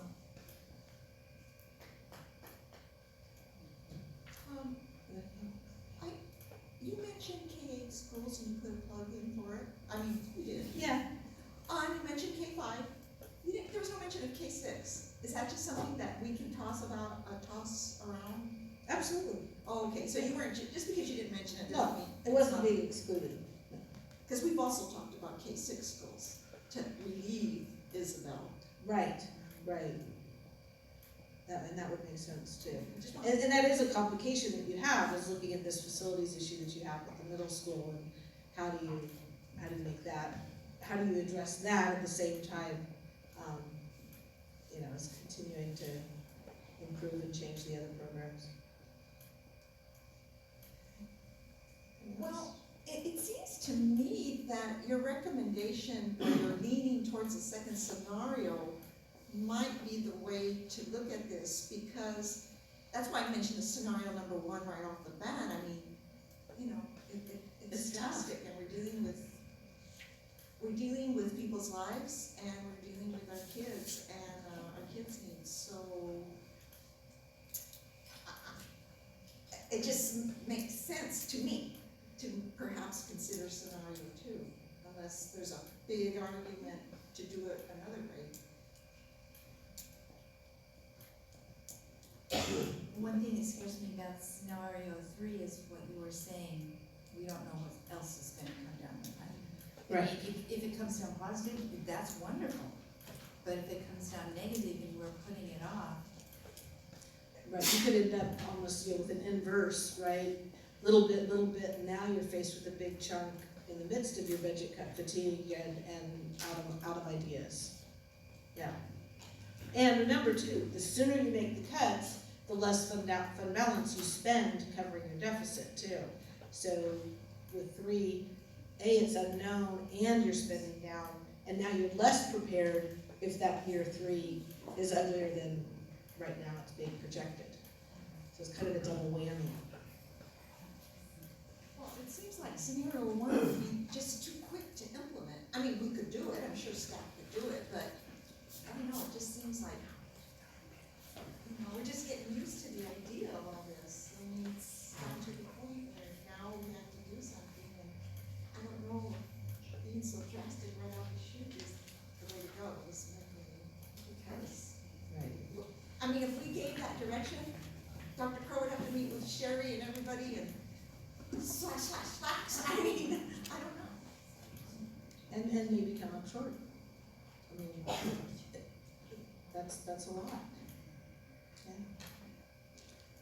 Okay, well, I think that was very, very helpful. It was good to hear what you guys are thinking and what your questions are. I know that helps staff come back with a lot better ideas and things that are a little bit more on target for you guys. If I can very quickly, Ms. Round, anything else, any of the other board members want to say regarding scenario 1, 2, or 3? Because as the board knows, I've got to work with staff and bring a proposal back on January 29th, which is only 2 weeks away. Any last comments? Okay, thanks. You bet. So just kind of in summary, so we're looking at, dealing with, the smaller funding increases. We need to establish that plan. What's that plan going to look like to balance the budget? As you know, you saw my recommendation. I think that in the next year that we can work on staffing ratios and just to, more bang for your buck, if you will, just to be as efficient and thoughtful as possible as far as taking care of the facilities as well as the students. Implementing staff reductions throughout the district, that's just gonna have to happen, right? I mean, that's where you're gonna get your dollars. Look at workload, look at all the staffing that has to happen and look at your base. And then looking at reconfiguring or merging schools, providing those increased opportunities and reducing the site-based costs. So as we mentioned, staff will bring back recommendations at the next board meeting, and your business office is already working on the planning and beginning the budget development process for 2021. So, any other questions, comments, concerns, thoughts?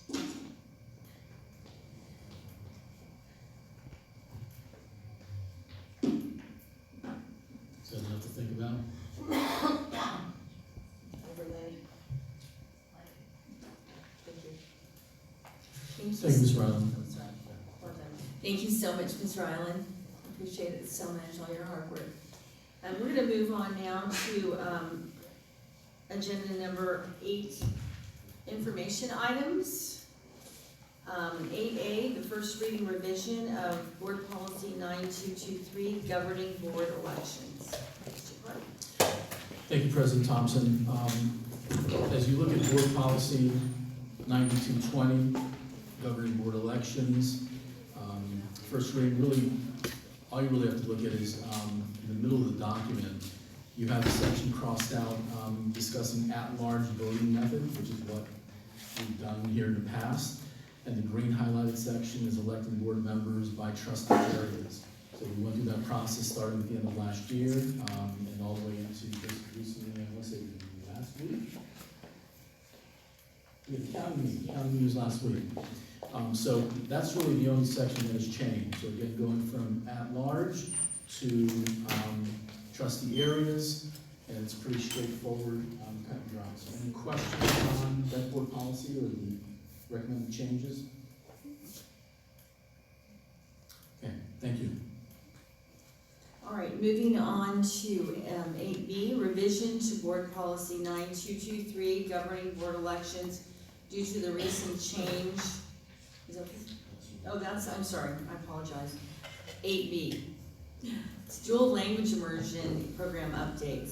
Staff will present an update on progress towards implementing a dual language immersion program for the 2020-2021 school year at Glen City School.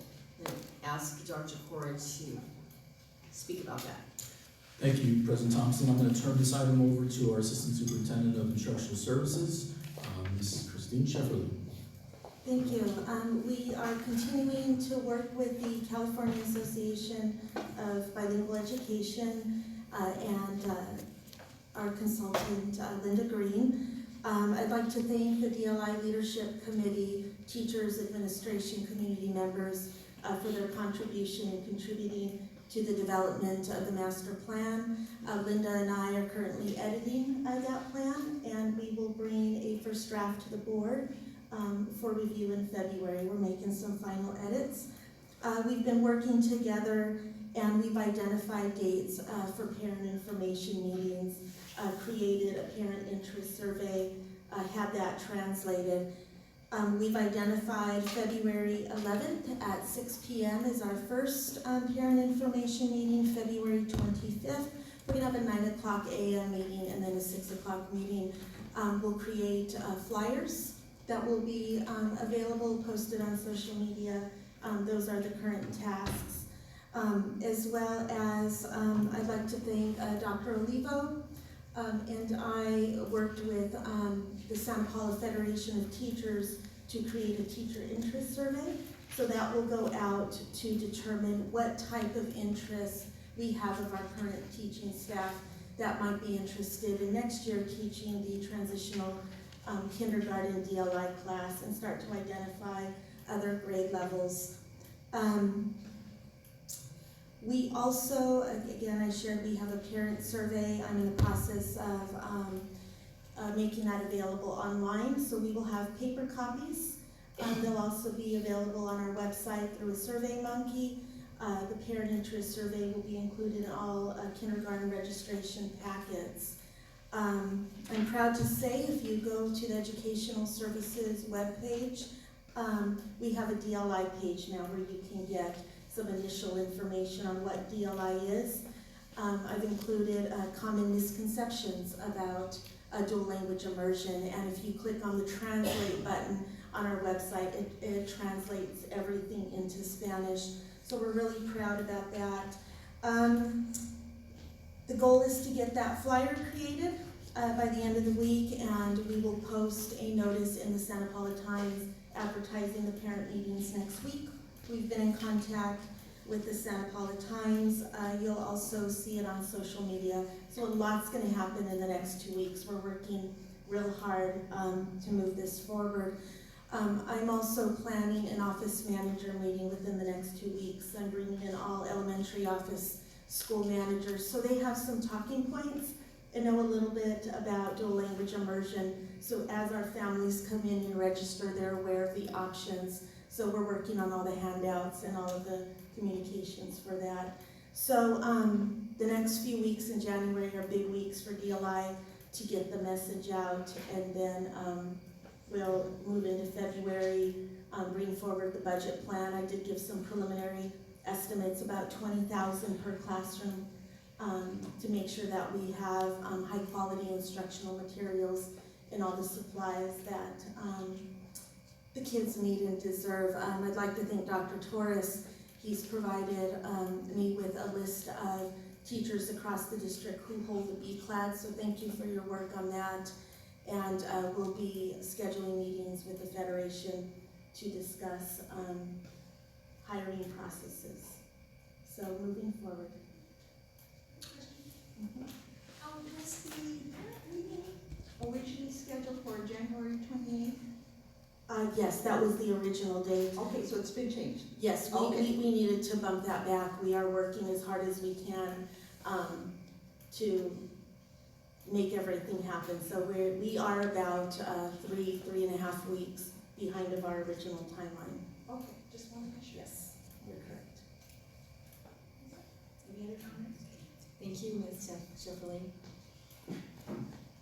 Now we're going to go to action items. 9A is donations. Approval of donation report to the Santa Paula Unified School District. Staff recommends that the Board of Trustees review and consider approving this donation report. Is there a motion to approve? So moved. Second. Second. Motion to approve in a second. Any discussion? All right then, let's vote. All in favor, say aye. Aye. All opposed? And it carries. Let's move on to B, approval of modifications to the 2019-2020 school calendar. Due to emergency conditions, the district was closed for 3 days. These days are now reflected on the calendar for auditing purposes. Staff recommends the Board of Trustees review and consider approval of the modifications to the 2019-2020 school calendar. Is there a motion to approve? So moved. And a second? Second. Thank you. Is there any discussion? All right, then we'll go to a vote. All in favor, say aye. Aye. All opposed? And the motion carries. C, request approval to submit Form J-13A, allowance of attendance due to emergency conditions. The Board of Trustees will review and consider approving the request to submit the Form J-13A, allowance of attendance due to emergency conditions. It is recommended that the Board of Trustees approve the submission of Form J-13A in order to claim average daily attendance, or ADA, and instructional time credit for days on which schools were closed. Can I get a motion to pass? So moved. And a second? Second. Thank you. Any discussion about this? All right, let's vote. All in favor say aye. Aye. Aye. All opposed? Thank you. The motion carries. D, correction to adopted 2020 board meeting calendar for the month of November 2020. Staff recommends the Board of Trustees review and consider approving modifications to the 2020 board meeting calendar. Motion to approve? I'll second it. Whichever you did I not will do be approved. I second it. Thank you, and is there discussion? All right, let's go to the vote. I'm sorry? Yes. In one of the documents with the board calendar, it said that if someone wanted to, that board agenda items needed to be submitted 12 to 14 days, but our board policy says that it only needs to be submitted 1 week. And so I think we need to bring that in line to make one or the other says the same thing, so. All right, thank you. Thank you, Mrs. Colbeck. Shall we vote? All in favor, say aye. Aye. Aye, and all opposed? The motion carries. E, quarterly report on Williams uniform complaints. To approve the quarterly report as presented, staff recommends the Board of Trustees review and consider approval of the report as presented. A motion? I move to approve. Thank you. Second. Thank you, and is there any discussion? All right, let's go for a vote. All in favor say aye. Aye. Aye, and all opposed? And the motion carries.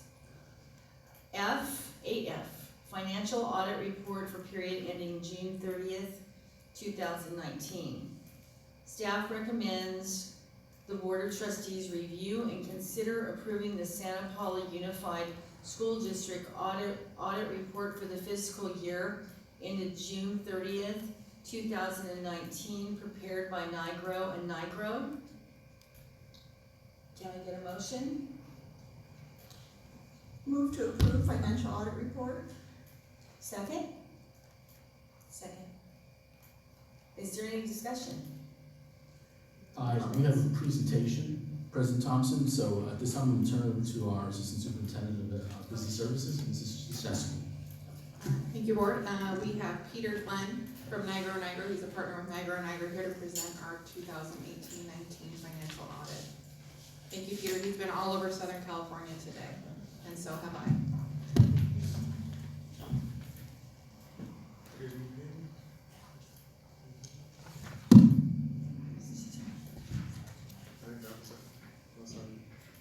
Just need to speak right into it. Good evening, members of the board and cabinet. I've done this before, really, I have. Thank you, you weren't kidding. Sherry said I was cutting it close with the time of arrival, and I don't think I could have come any closer. Thank you, though, for having us out to talk about the audit report from the snapshot date, really, of June 30th, 2019. As you know, it's an annual requirement to have an external independent audit of the school district, so that's really the purpose we serve here. And our purpose is to give an opinion on the financial statements, whether they are fairly stated for all material intents and purposes. And so, from a broad perspective, yes, the financial statements are fairly stated. They are presented in accordance with generally accepted accounting principles, or GAAP. So that's why we can give an unmodified opinion on the financial statements.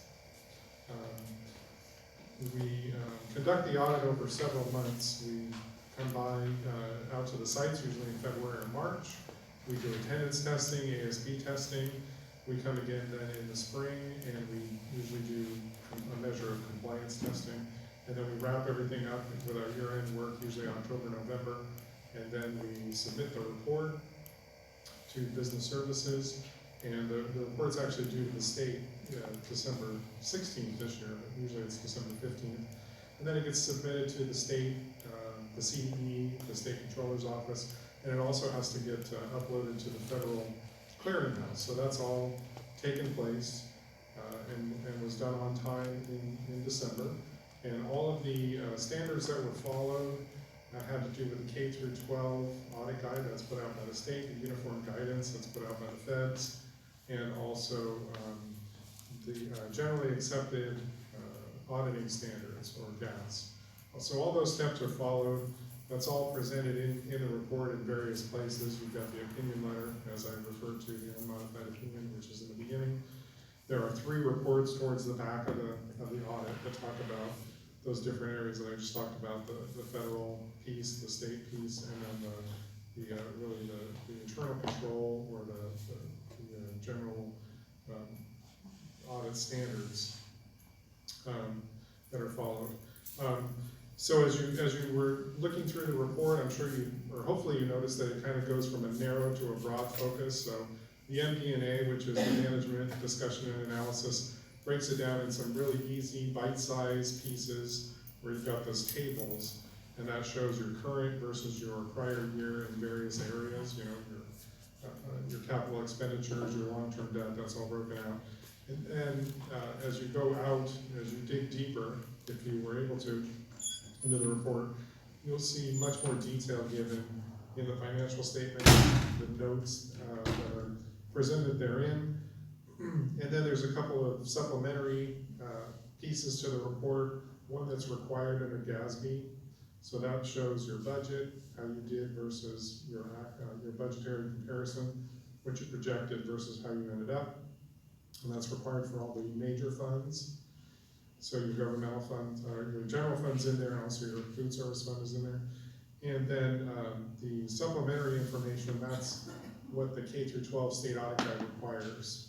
That's put in there, so that shows your ADA and those different pieces there, your instructional time and that information.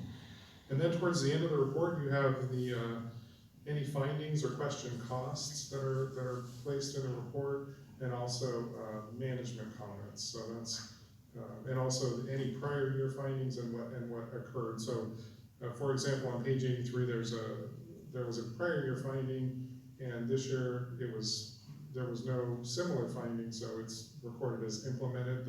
The corrective action that the district took was implemented in that particular finding. So that's shown there. And then, as I said, the end of the report has some areas that were not findings, but areas where there could be some improvement, and those were in your ASPs, and those were spelled out there on pages 84 and 85. So that was kind of a quick whirlwind tour of the audit report. I'd be happy to answer any questions if there are any. I have a comment, and I went right to page 84. Okay. It's more backwards. Yeah. And I really like the way you put the opportunity for strengthening internal controls and operating efficiency, but there were some conditions to bring to our attention. Kind of giggled at the middle school where the deposit was greater than, so that was a good thing. I kind of, whoa. But at Santa Paula High, there were several places where they did not match up. And I know we've talked about this before, and I know parents have been concerned about the controls on this before, so I was just wondering, we talked about training.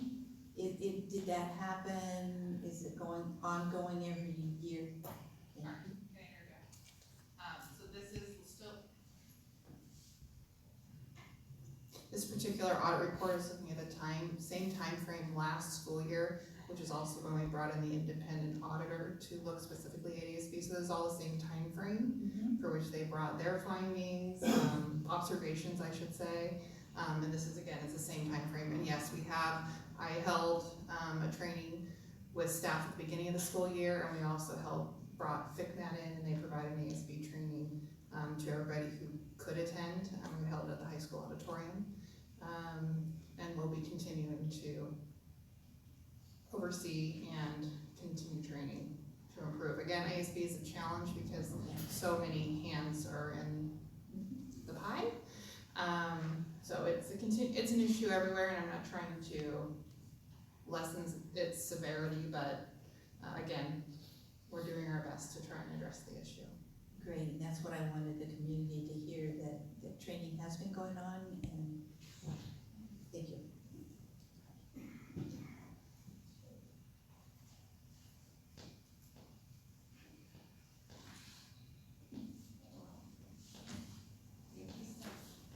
Thank you so much, we really appreciate that. And now, just a reminder that 9G and 9H were pulled on. Are we supposed to vote on that? Do we vote on that now? We just had a discussion. Oh, I'm sorry, I'm so sorry. I'm just jumping right along. All right, let's have a motion to approve. We did that. We just voted. Okay, now let's have a vote. All in favor? Aye. Aye, and all opposed? No, I just had a little momentary lapse there, you guys, we'll be okay now. Thank you so much. Okay, now, the, approval of contract amendment and, G and H were already, taken out. So we'll move on to the number 10 consent calendar. Action item, these are action items.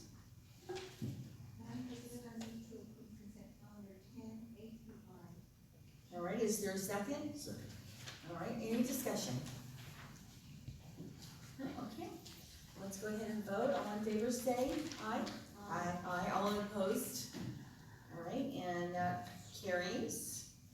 And that brings us to board member comments and requests. Shall we start this way? We'll go this way this time. I'm sorry. First of all, I just want to compliment the schools that had such wonderful winter performances and all kinds of activities out there. They were great. I know we all tried to attend the ones we could. They were wonderful. I wanted to compliment the staff for all the hard work you have been doing lately and what you will be doing as of tomorrow morning, maybe tonight, and good luck on your trip. Have fun and collect lots of information. And then the only comment, and I've talked to Dr. Corey about this too, is I was concerned about the gender neutral restrooms, and I know we have some building constrictions. So I was just wondering what other school districts were doing at own sites and how they were dealing with this situation. Mrs. Colbeck?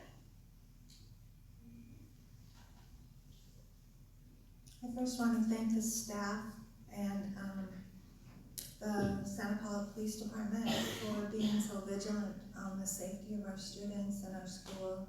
A lot of it is unsubstantial, but in this day and age, they need to take it seriously, and they took it seriously from Friday through Monday morning, and everyone was safe, so I commend them, and I commend our staff that also took it diligently for that time being, because there's no amount of time or overtime for having to be on your game throughout the whole weekend, so I really do appreciate that.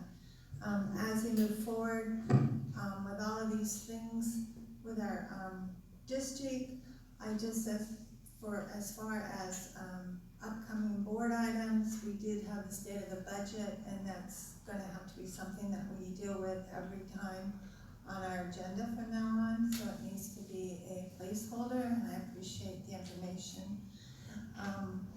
I also think that as we move forward, we need to really, I mean, this is just a first step, but we really need to consider a hiring freeze and program evaluations, because that's always the first step. You don't just automatically fill some position. And again, student achievement is our number one responsibility. So we need to look at, now that the semester grades will be in, where are these and outs? We had kind of not great reports, but this is the time. It's like parents. We need to look at where we're at. We don't point fingers. We just need to look and make changes now, because at the end of the year, we can't have half of our students looking to the summer to regroup credits. We're here all year long. We should not have to use summer to get back credits that we should have had during the year, so that's something.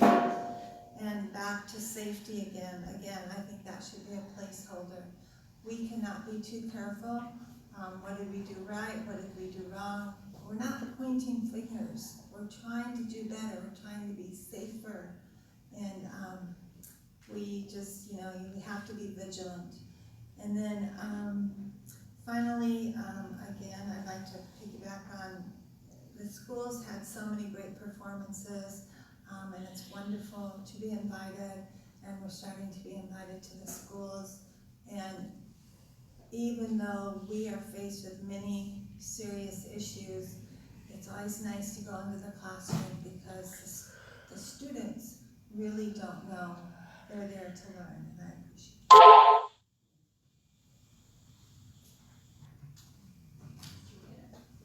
All right, well, first of all, I want to thank Mrs. Jekyll for that wonderful presentation about McKevitt School. I also want to thank the Friends of McKevitt for donating these books. Oftentimes libraries, as we know, do not get updated books, and it's very nice to see kids actually get newer books, and I love that they're going to have one of the authors come in and talk to those kids. Hopefully someday those kids might want to author a book themselves. And I also want to say, I also want to see if we can put on the agenda sometime for an update on how the reclassification for English language learners is going, what's being done, how the, if it's being processed for some, just what's going on. We heard about it, public comment, we've heard about it before, so I just want to see what's going on with that. Also, I know we have like some sort of survey, it's about school safety survey that we've done before, am I correct? Do we do it every year? The California Healthy Kids Survey, we will be administering it this spring. Typically, we administer it every other year. I've spoken to our Director of State and Federal Projects. Moving forward, we will deliver it every single year and now include the parent component to hear from our parents. So we're making some changes as a result of what we've heard from the community. Okay, that's great, because I was also thinking that, school safety, as we've heard before many times, it's huge within our district, and that's one of our biggest priorities. So I'm also thinking maybe that could tie in, among other factors, to enrollment. So maybe if we could also go back off of Ms. Mead's comment about gender neutral restrooms, looking into what other districts throughout the state, not just our area, but throughout the state, maybe if we can look into other states, see what they're doing. Just because I feel like, it is 2020 now, and it's part of the civil rights movement that is going on, and we definitely need to look out for not one student, but every single student. So, thank you. Thank you, Ms. Joanna. Ms. Cabrias. Yes, I'd like to continue the discussion on transgender bathrooms and having a key versus not having a key. I think there's two sides to the story, and it needs to be delved into a little more. Maybe get a legal opinion as to the use of a key in order to go to the restroom. But then again, on the other side, transgender children are more likely to be bullied than other children. So I see the school district's viewpoint in trying to control that. So maybe we can just do a little bit more research as to maybe reach out to transgender groups, Rainbow Coalition or whatever, get their opinion, also get a legal opinion, and then come up with something that shows the community that we have looked a little further into the issue, whatever the decision is. I'm not advocating one or the other, but I do think we need to get some more information because, I see both sides. And then the second thing I wanted to mention was, Jeremy kind of mentioned community input with the budget cuts, and I think our presenter said, well, that's mostly going to be a staff decision and a board decision. I don't know, it may not be a bad idea to get a few parent representatives involved in the discussion so that they feel part of the process. That's just a thought of mine, so I agree with, well, you didn't actually make a case for it, but I think it was something to think about. And I wanted to say that I am in favor of trustee areas. Dr. Cora asked me the other day, how do you feel about trustee areas? And I go, well, I'm in favor of them. Why? Well, because I don't have to work so hard as a candidate. But you know what? If I feel that way, other people might feel that way, and that's what we want. We want people to run. We want them to feel they have a chance. Because when we would run at large, it was hard work. It's hard work whether you hoof it or you social media it or whatever. So I think anything that encourages people to run for the board and that they may have the possibility of just winning this, I think that's a good thing. So I am definitely in favor of voting by trustee area. And then the fourth thing I wanted to mention, I'm saving the best for last. It's totally not work school related, but I have tickets to see Brad Pitt at the Santa Barbara Film Festival next week. Hopefully I get to touch his sleeve as he walks by. And he doesn't react like the Pope did. Yes. Anyway, funny lady.